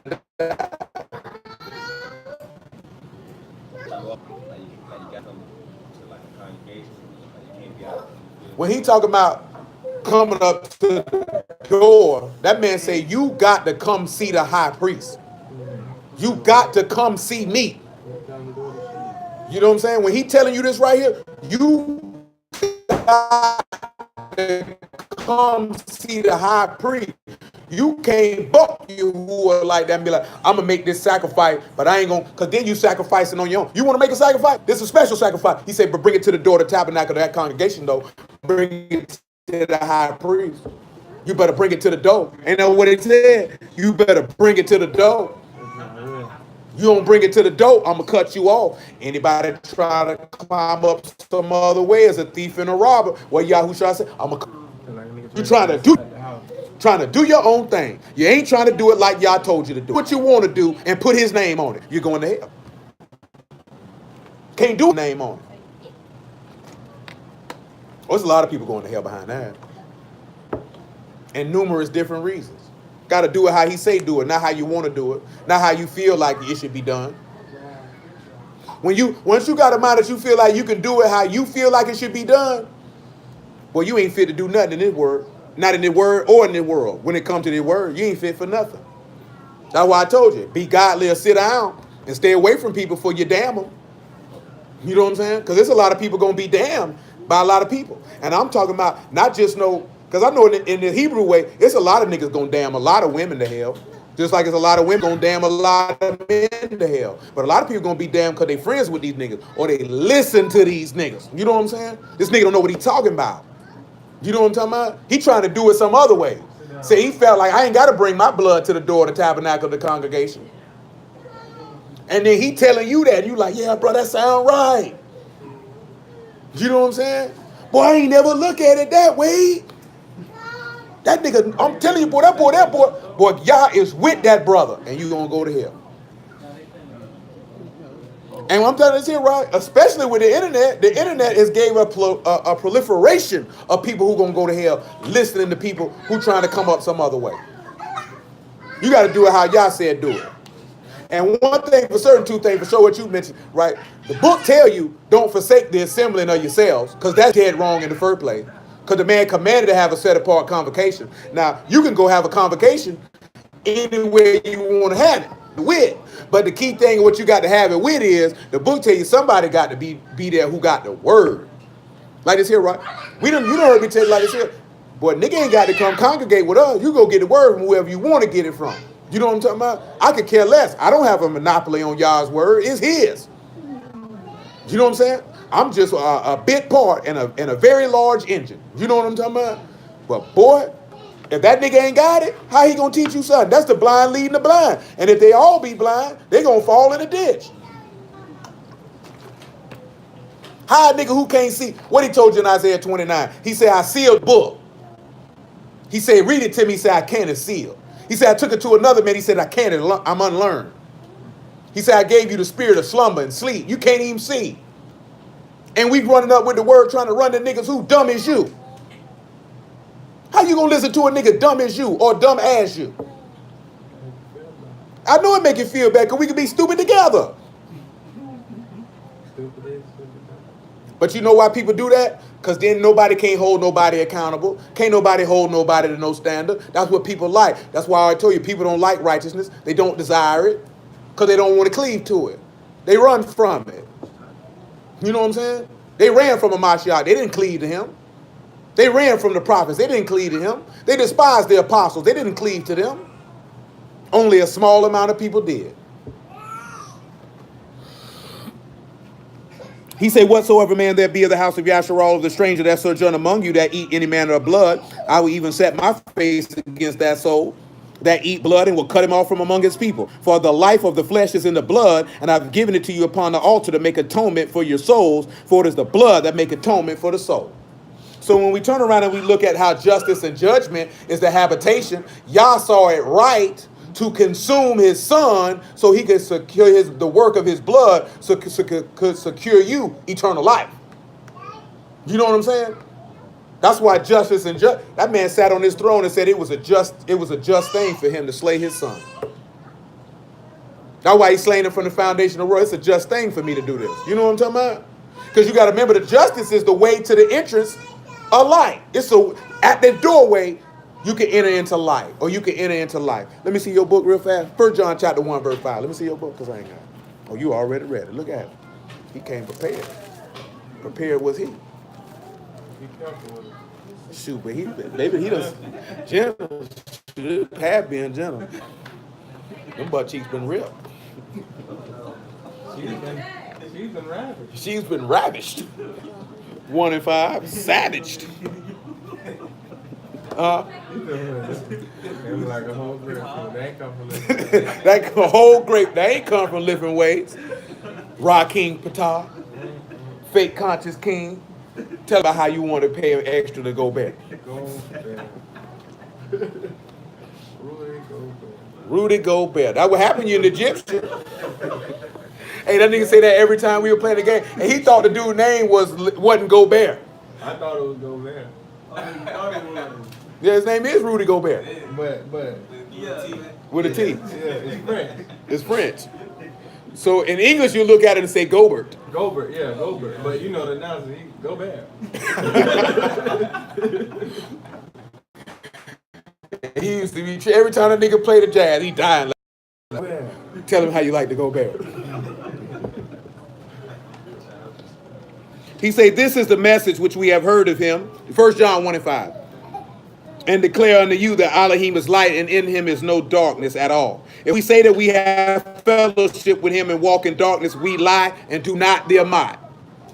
But if we walk in the light, as he is in the light, we have fellowship one with another, and the blood of Yahushua HaMashiach, his son, cleanses us from all sin. Because that work of his blood, or that work of his sacrifice, secured you to eternal life. If we say that we have no sin, we deceive ourselves, and the Amad is not in us.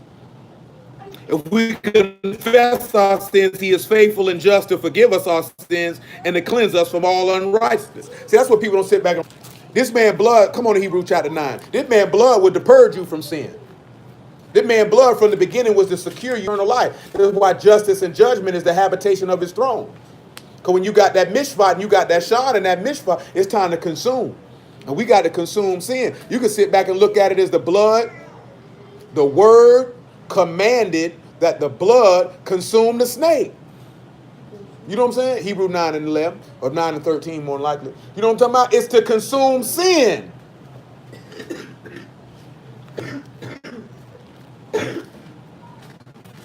Tabin. What you down there doing, Tabin? Come on, Tabin.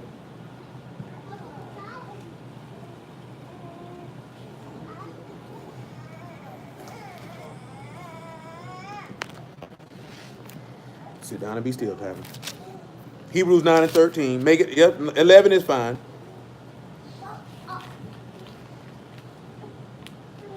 But Hamashiach being become a high priest of good things to come by a tabernacle, not made with hands, that is to say, not of this bitch you too, buddy. Neither by the blood of bulls and goats and calves, but by his own blood, he entered into the Kadesh place, having obtained eternal redemption for us. You see how that go to Leviticus 17? His own blood, he had to bring it to the door. He got to follow the law too. For the blood of bulls and of goats and ashes of a heifer sprinkling the unclean sanctified to the purifying of the much more shall through the eternal rule offered himself without spot to Elohim, purge your conscience from dead works to serve the living Elohim. This man blood supposed to be able to cleanse your mind from all that stupidity you got going on. Ain't that right? So him going up, we're going to the perfect tabernacle. Perfect tabernacle made with our hands, and he brought it straight to the what? To the door. Because guess what? That blood ain't going to be on me. Ain't going to get me cut off.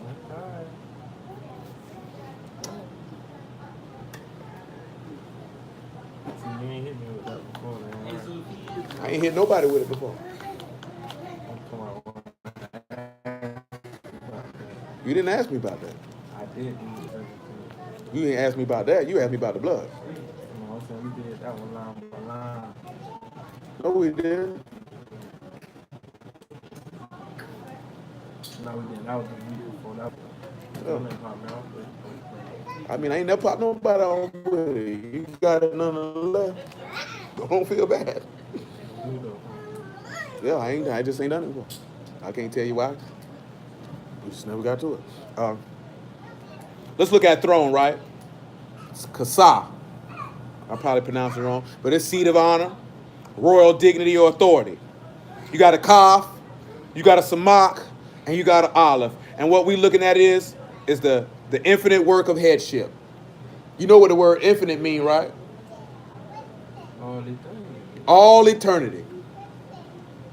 The eternal work of headship or leadership.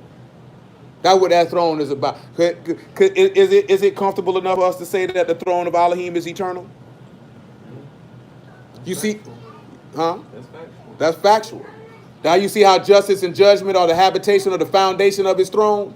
So when we sit back and we look at that justice and judgment is the foundation of his throne, now we see how righteousness and consuming what is wrong and manifesting what is right is what's fixed in his throne. So I sit on the authority on him. He gonna execute equity to those who desire it. Let's take ourselves to look at a little bit of that throne, because that throne, what we want to talk about this evening more than anything. Let's take ourselves to Isaiah 16:1. Then we read how it says that mercy upholds his throne yesterday. Mercy, he can look at it. Psalm 97, right? Mm-hmm. That's the word for throne pretty much through the entirety of the word. When you want now. We're going to Isaiah 16:1. Y'all familiar with that?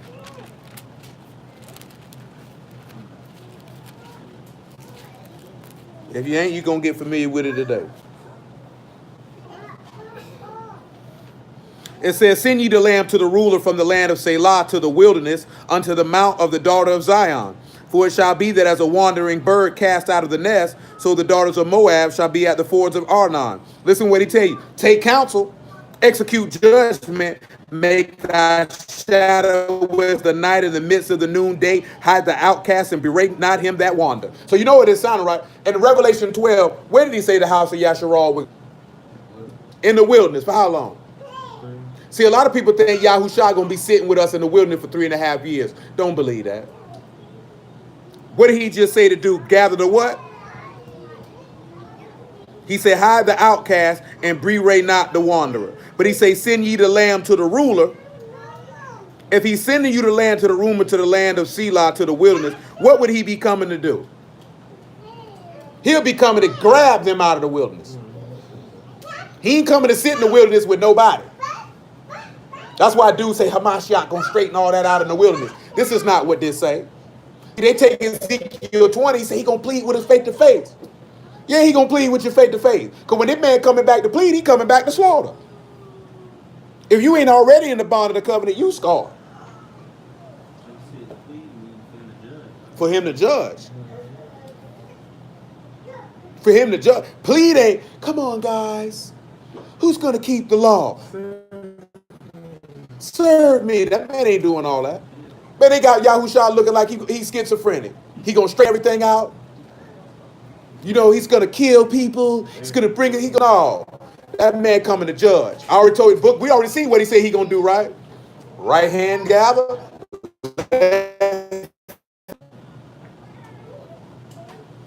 Dang, Kira comment came up drastically late.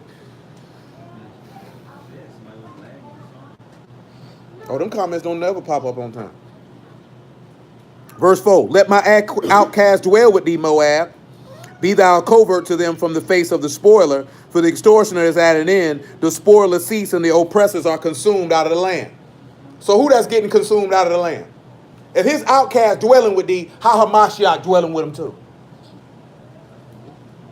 But you know what? That's the wilderness, right? And look where he told you where it would be. In the land of where? Moab. Where's Moab at? Oh, Jerusalem. It's right near the land. Where did he say we would go back to? How is you gonna be? Ain't nobody hiding over here. The extortioner? No, that's the beast. You know that go with Daniel 11 when he said Moab escaped out of sin? He said these lands will escape out of sin. Edom, even Moab. Yeah, he ain't messing with them. That's why you can hide there. Verse 5, and in mercy shall the throne be established. He shall sit upon it in truth in the tabernacle of David. Listen what he said. Judging and seeking judgment and hasting righteousness. So this very lamb is coming to sit upon a judgment and hasting righteousness. So this very lamb is coming to sit upon a throne, and guess what? It's going to be upholding in what? Mercy. And then he's going to be sitting upon it, judging and hasting what's right. So you see, justice and judgment are what? The habitation of his throne. And mercy does what? Uphold his throne. Because what is the throne doing? It's showing the infinite or eternal work of the head. And what is the infinite and eternal work of the head? Olive. It does have headship in it, sir. I thought it's Ayin. No, definitely not. It is. And let me ask y'all a question, right? What did Yahushua say the weightier matters of the law? Mercy And what he talking about right here? and judgment. You know what I'm saying? Faith and talk. So guess what? He telling you, he's showing you how Yahushua gonna sit on this throne executing the weightier matters of the law. That's why he said these things you ought to have done and not to left undone. Because that's what a part of his throne is, because that is the eternal work of Yahuwah. Judgment, mercy, and faith. That's a part of his throne. Come over here to Proverbs 29.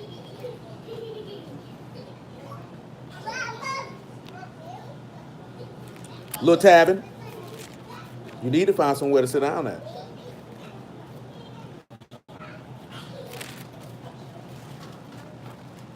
I want you to look at 29 and 14. Mark.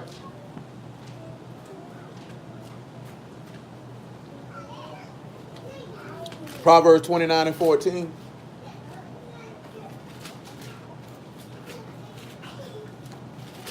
The king that faithfully judged the poor, his throne shall be established forever. Now, you know, for judge here, we got Shaphat. For poor, we got Dal. And Dal is somebody who is what? One that is low and that is weak. So when he say that he faithfully judged the poor, this should remind you of James 2. And let's read it. Verse 5. That's all we want. We'll read verse 1. Ain't gonna hurt nothing. We're gonna run a lot of stuff down with this throne as we get down here to the end.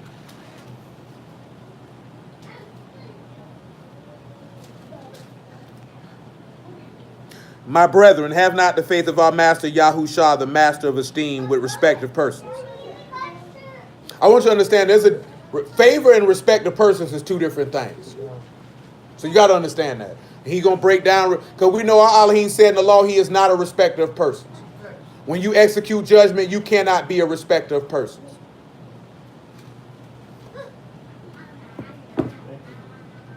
For if there come under your assembly a man with a gold ring and goodly apparel, and there come in also a poor man in vile raiment, and you have respect to him that wear the gay clothing, and say unto him, sit thou here in a good place, and say to the poor, stand there, or sit here under my footstool.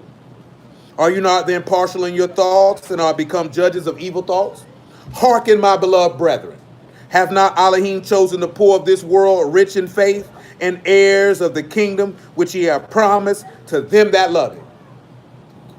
So when you look at this here, right, it says him that faithfully judge the poor, or faithfully judge those who are weak. So what you think this could mean when you see that, right? When we sit back and we look at a Mashiach in many instances of where he sat down and described, he faithfully judged the poor in every situation. In every situation. And he judged correctly. Remember what he asked Simon Peter? He said, Simon Peter, let me ask you a question. He said, when I came in this house, you ain't had no water for my feet. He said, my feet you didn't anoint. He said, now let me ask you a question. He said, if the person who showed this much love, who said, who you think he gonna love the most? He said, the one that showed the most love. What he told him, you judged correctly. See, I taught this here, right? You can't, and this was something that he simply asked this man about judgment. Let's look at it, Luke 7, because I misquoted the man. Amariah and Abigail. Find yourself somewhere to park it. This ain't jungle gym time.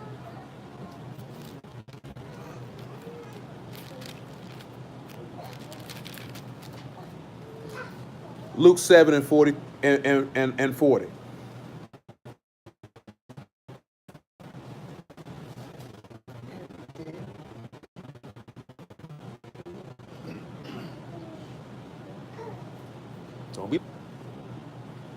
And Yahushua answering said unto him, Simon, I have somewhat to say unto thee. No, with the 100 pence and the other 50. And when they had nothing to pay, you see how many times I told you, you ain't got nothing to pay this man. You ain't got nothing to pay this man. What can you offer him? And you should think about this, because that's go to Psalms 49. Can't nobody redeem their brother from death. You ain't got nothing you can pay this man with. He said he frankly forgave them both. Tell me therefore which of them will love him most. Simon answered and said, I suppose that he to whom he forgave most. He said unto him, that is rightly judged. Now you see how simple of a matter this man. The reason why I mentioned that, don't 1 Corinthians chapter 6 say that y'all should be able to judge the smallest of matters? Because that's a small matter he asked him to judge it. It's some people who would have answered that wrong. You know what most people would have? I don't know. That's why sometimes I ask y'all scenarios to see where your judgment at. Will you judge correctly? Because if you can't judge a small matter correctly, you definitely can't judge a large matter correctly. And if you can't judge, then you omitting the weightier matters of the law. You leaving that undone. And if you leaving that undone, you're probably going to leave faith undone. And you're probably going to leave mercy undone. And you're going to find yourself in a place you don't want to be. That's why I've asked y'all before how good y'all judgment is. And your judgment should be with a just weight and balance. This is a very simple thing he asked him. Which one you think going to love him the most? Everybody done in here sin. Some of y'all probably ain't sinned as much as others. That's why you ain't as ardent for y'all as others. That's why he said, the same that much is forgiven, love much. Saying that's little been forgiven, you don't love as much. I'm going to go ahead and read that way he said. Then come over here to verse 47. He said, wherefore I say unto thee, her sins which are many are forgiven, for she loved much. But to whom little is forgiven, the same love little. You know why she loved? Because I got a lot of sins on behind my back. So I'm grateful. Because he done spared my life. See, when you ain't felt like you ain't did too much, you don't care nothing about them little bit. Oh, he supposed to forgave that. You know, he full of mercy. He's a merciful God. Ain't that what them wicked niggas like to say? He's a merciful God. Every time they out of pocket.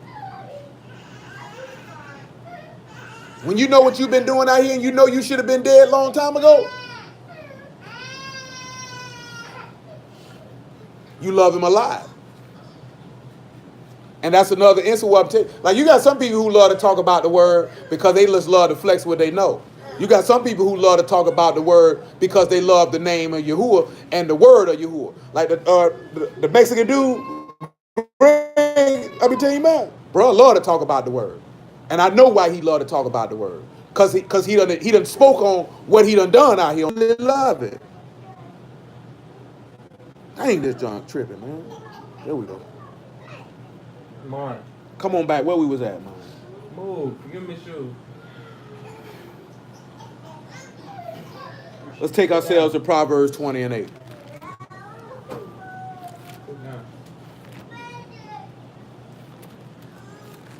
That is Isaiah over there.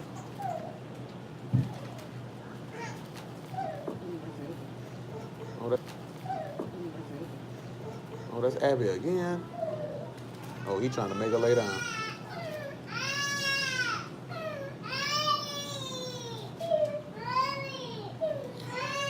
A king that sit in the throne of judgment scatter away all evil with his eyes.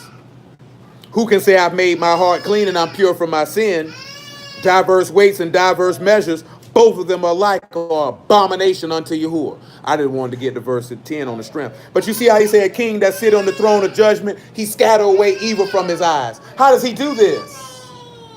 Well, let's see how he does it. Come sit down. Isaiah 11. Good.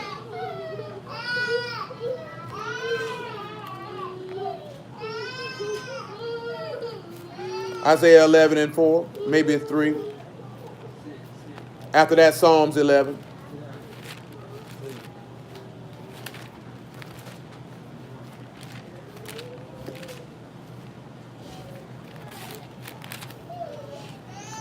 Isaiah 11 and 1, ain't gonna hurt nothing. And there shall come forth a rod out of the stem of Jesse, and a branch shall grow out of his roots. And the Ruach of Yahuwah shall rest upon him, the Ruach of wisdom, and understanding, the ruach of counsel and might, the ruach of knowledge and the fear of Yahuwah. And he shall make him quick in understanding in the fear of Yahuwah. And he shall not judge after the sight of his eyes, nor reprove after the hearing of his ears. Remember, judge not according to appearance, but judge righteous judgment. So don't judge based off what you hear, or don't judge off what you see, but judge righteously.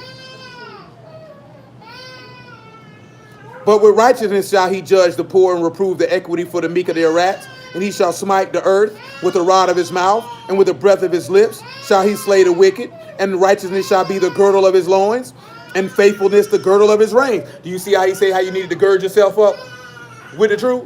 Because that's what a Mashiach did. That's what he did. Psalms 11, though.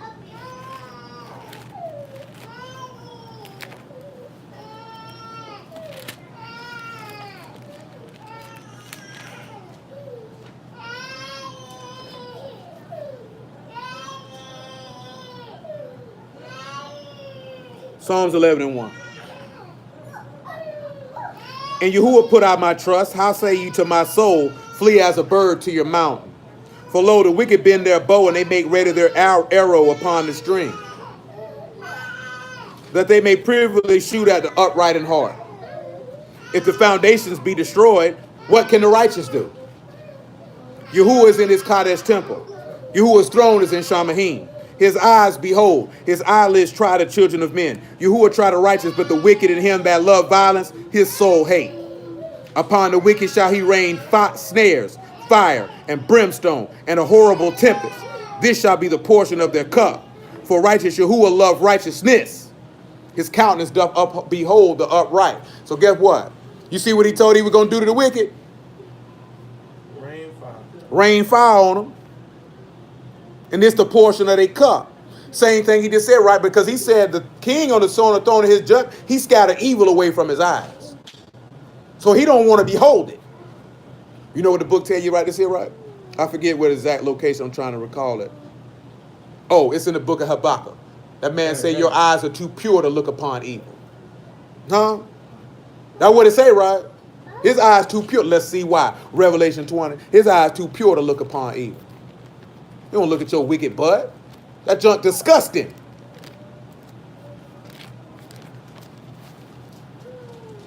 (20 and 11). Remember the throne of the kings, throne of judges, scatter evil from before his eye. I got to get rid of that. Revelation 20 and 11. And I saw a great white throne, and him that sat on it, from whose face the whole earth and Shamahim fled away, and there was found no place for them. And I saw the dead, small and great, stand before Elohim, and the books were open. And another book was open, which is the book of life, and the dead were judged out of those things which were written in the books according to their works. The sea gave up the dead which were in it. Death and hell delivered up the dead which were in them. And they were judged every man according to their works. Just judgment. You see how he said he gonna judge it? He said every man got to prepare before the throne of Elohim, throne of a Mashiach, to answer for everything he's done in his body, whether it be good or evil. And that judgment going to be just. Yahushua told them scribes and Pharisees, he said, I came not to judge. He said, if I judge, my judgment is just. Because Yahushua didn't come to see. That's the people thing. Another thing they messed it up. When Yahushua came, he didn't come to judge. He come to save. But when he returned, he coming to judge. Ain't no saving then. That's why these niggas tricked me out. He's going to straighten it out in the wilderness. I don't know what book you reading. That man said he ain't coming straight out nothing. He coming to judge. You know what I'm saying? He came to save when he came the first time. He ain't coming to save on the back end. Hold on. Death and hell were cast into the lake of fire. This is the second death. Whosoever was not found in the book of life was cast into the lake of fire. Come over to Hebrew 9 real quick, about 27. I didn't want you to understand that. That man ain't coming to do nothing but save and to judge. That's all he coming to do. Prayerfully, you be on the save side and not on the judge side.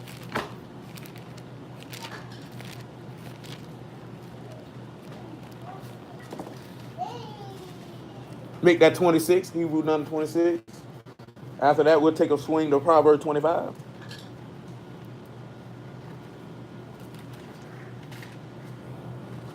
For then must he often have suffered since the foundation of the world. But now once in the end of the world have he appeared to put away sin by the sacrifice of himself, as it is appointed unto men once to die, but after this the judgment. So Hamashiach was once offered to bear the sins of many. Unto them that look for him shall he appear the second time without sin unto salvation. See, when he appeared the first time, he became sin to save. When he come back the second time, he coming to save and execute judgment. That man ain't coming to straighten out nothing. You know what I'm saying? Ask yourself this question. Why would this man be sending apostles, prophets, pastors, and teachers and evangelists for him to straighten that out when he come back? Don't you think he would equip them with the knowledge, wisdom, and understanding of the gospel to equip those who are destined for salvation with what they needed? What is the purpose of sending men to preach the word if I got to come back here and straighten all this out? At that point, that means we saying that y'all ain't sending nobody and we just wasting our time. You know, I done had people ask me that. If don't nobody know this or know that, what do we? Because we all know what niggas argue about. Oh, you keeping the Sabbath on the wrong day. You keeping the feast on the wrong day. You know what I'm saying? Oh, he'll straighten all that out when we get back. That man ain't straighten nothing out. Those who he want to have that information, he gonna get it to. I'm not gonna sit back and say, oh, that nigga wrong, he keeping the Sabbath wrong. Oh, he keeping this wrong. If you send a y'all, you gonna know what time it is. All you gotta look at is the individuals who had that arguments, look at the basis of everything they preaching, and it'll be evident. You know what I'm talking about? That's all you gotta really look at. Don't be worried about if they arguing about this, that, and the third. Look at the foundation of what they preaching. If the foundation of what they preaching ain't bringing the steam to Elohim to turn men into sons of Elohim, then 9 times out of 10, y'all ain't showing them nothing. I just seen a nigga arguing about the Sabbath is on a Wednesday. It changed every month. And niggas thinking about that's all you worried about. Yeah, the Sabbath is definitely important. But that's all niggas know. Boy, it's 2018, niggas still arguing about when a day start. You know how long I've been hearing niggas argue that? 5 years. Niggas still arguing that. Proverbs 25.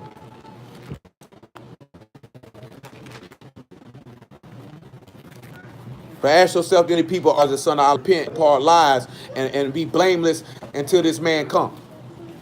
How about we argue about why we don't have faith in Yahuwah as we supposed to, that he may deliver and protect us and answer all of our requests that we have of him.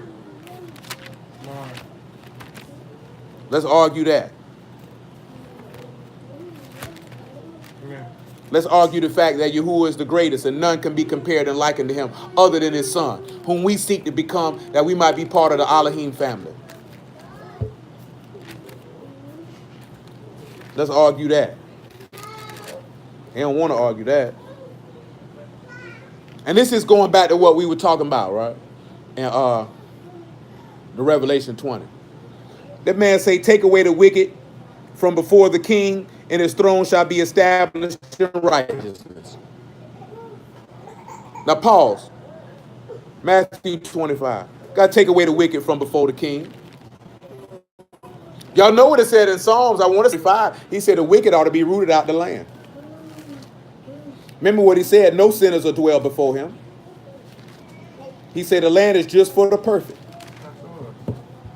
Yeah, that's Psalms 104 and 35. Let sinners be consumed out of the earth, and let the wicked be no more. Bless thou Yahuwah, O my soul. Hallelujah. That's what it say.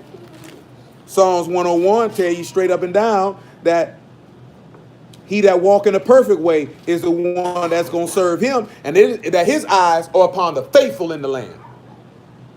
You know that the just live, but he said his eyes on the faithful.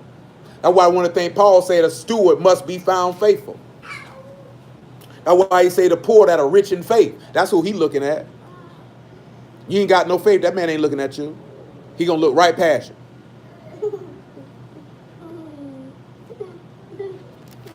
What was I going at? I lost my page.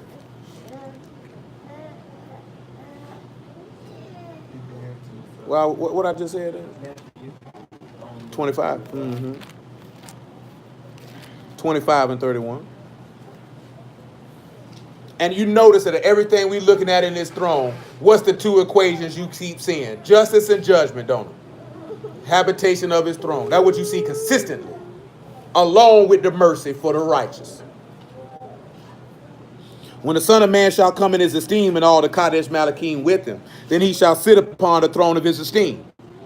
And he shall before him shall be gathered all nations, and he shall separate them one from another, as a shepherd divide his sheep from the goats. And he shall set the sheep on his right hand, but the goats on the left. Then the Malach shall come unto them on the right hand, and come ye, Baruch of my Abba, and inherit the kingdom prepared for you from the foundation of the world. You see how that takes us back to the habitation? The work of the blood secured you to eternal life, because this was prepared for you when the lamb was slain before the world was made. Because remember, it's the established place, it's the fixed place. Let's go ahead and what happened to the right hand, to the left hand. We ain't got to read the whole thing. Verse 41. Then shall he say also unto them on the left hand, depart from me, ye cursed, in the everlasting fire, prepared for the devil and his Malachim. Because verse 46 said they're going to go on the way of the everlasting punishment, but the righteous into life eternal. Now, we just read this man coming on his throne, right? So you think he coming on his throne to straighten something out? He coming on his throne to scatter the evil from before his eyes. That's what he just did right here, right? Let me get you evil niggas from in front of me. Because my eyes too pure to behold evil. I can't look at it. Come on back to 25. Look at 25 and 6.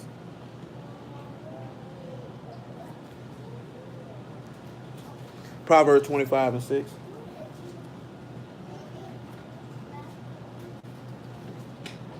And after that, we'll take ourselves to Revelation chapter 4. You can get your Revelation 4, 5, and 14, and we'll just call it a night from there. We might not even read all that before we call it a night. 25 and 6. Put not forth thyself in the presence of the king. Stand not in the place of great men. For it is better that it be said unto thee, come up hither, that thou shalt be put low in the presence of the prince, whom thy eyes sit back telling you, humble yourself. And let this man call you, and don't call yourself. Ain't that what he's telling you? That's what a lot of people be doing. Let that man call you. Let's take ourselves to Revelation chapter 4. Let me see if Revelation 4 got what we need. I think the point been proven. I think we're going to go on here, let it slide. Revelation 4 and 1.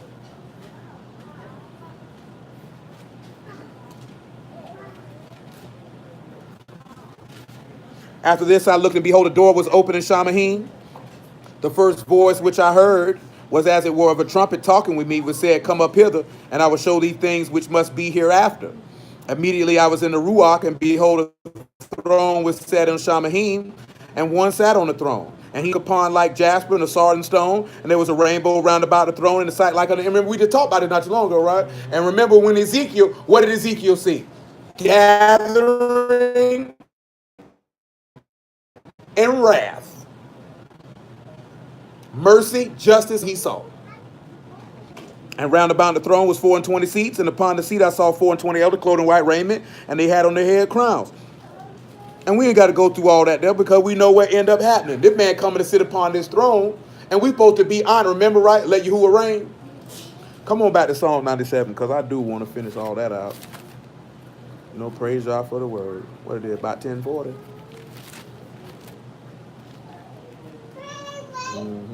10:46. We had 2 hours and what, 10 minutes? That's about right.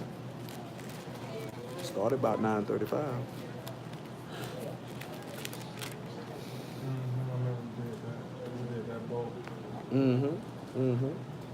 I want you to look at this here, right? So when we see verse 6, how the hills melted like wax at the presence of Yahuwah, that all you got to go is check Zechariah 14 and 4, how it tell you that the mountain's going to wax old when he stand upon the Mount of Olives. When Shamahim declares righteousness and the people see his esteem, because every eye going to see him and they going to wail because of him, right? Shamahim don't declare or announce. When that man come with a great shout, Shamahim is going to announce the coming of the Savior. He said, confounded are be all they that serve graven images, that boast themselves of idols. Worship him, all ye gods, because everybody who live in contrary going to be confused and destroyed. Zion heard and was glad, and the daughters of Yehuda rejoiced because of thy judgments. You see this here? Now it said the daughters. So that means the young women are going to rejoice because this man has executed his judgments, because he has fulfilled his promises. For thou art high above all the earth, thou art exalted above all gods. Listen to what this man tell you. Ye that love Yahuwah hate evil. Ye that love Yahuwah hate evil. He said he preserved the soul of his saints, and he delivered them out of the hand of the wicked. Light is sown for the righteous, and gladness for the upright in heart. Rejoice in Yahuwah, ye righteous, and give thanks at the remembrance of his kadashtas. When you sit back and you look at how it said a Ruach will bring to remembrance everything that he said to you, thanks at his set apartness, and you should give thanks that he sanctified his son, that his son would sanctify himself, that you might be sanctified, and that you were sanctified by the body of his sacrifice, that you could be counted worthy to enter into the gates of his city. Because you know what he said is without the gates of the city, right? You know who outside the gates? Who outside the gates, let's stand?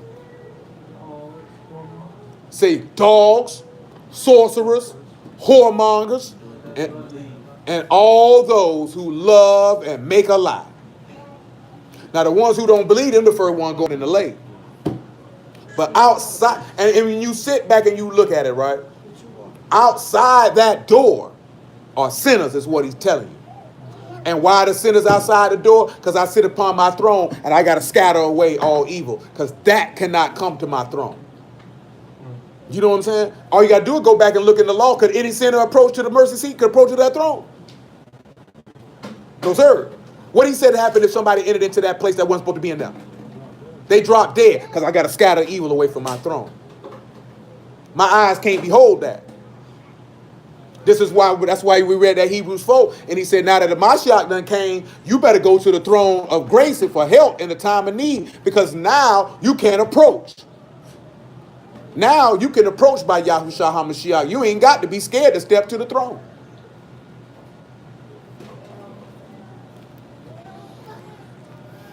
Let me see, man. Revelation 22:1. That's where we're going to stop at.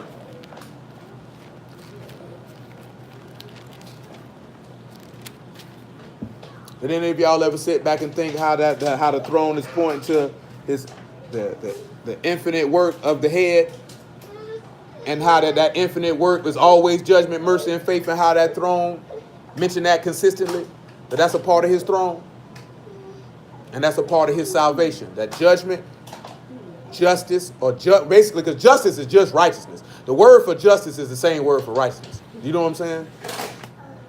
That righteousness, judgment, and mercy, or basically righteousness or faith. That judgment, mercy, and faith are the habitation of the foundation of his throne. And Yahushua was slain from the foundation of the world. So the foundation of the faith is built on judgment, mercy, and faith. That's what his throne is built upon. And he showed me a pure river of water of life, clear as crystal, proceeding out of the throne of Elohim and of the Lamb. And in the midst of the street of the river was there the tree of life, which bare 12 manner of fruits, and yielded her fruit every month. And the leaves of the tree were for the healing of the nations.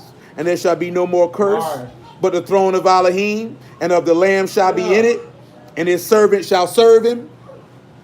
And they shall see his face, and his name shall be in their foreheads, and there shall be no night there, and they need no candle, neither light of the sun. For Yahuwah Elohim give them light, and they shall reign forever and ever. Because remember what Paul told you, if we suffer with him, guess what we're going to do? So wouldn't you want Yahuwah to come reign so you can reign with him? Did he not tell you if you overcome, he'll give you power over the nations, that you might rule them over with a rod of iron and break them into pieces like a potter's vessel? With that being said, praise be to the mighty Kadesh and just name of Yahuwah of hosts, in the name of Yahushua. Hallelujah for Yahushua in the word. Appreciate everybody on the stream. Bless y'all out the house of y'all in the name of Yahushua. Yahuwah willing, tomorrow night we start at 7 o'clock. So that means by the time we get finished, we'll be finishing as the Shabbat ending, but 7 o'clock. And we'll be here 7 o'clock, correct? 7 o'clock. Praise y'all. We'll do this.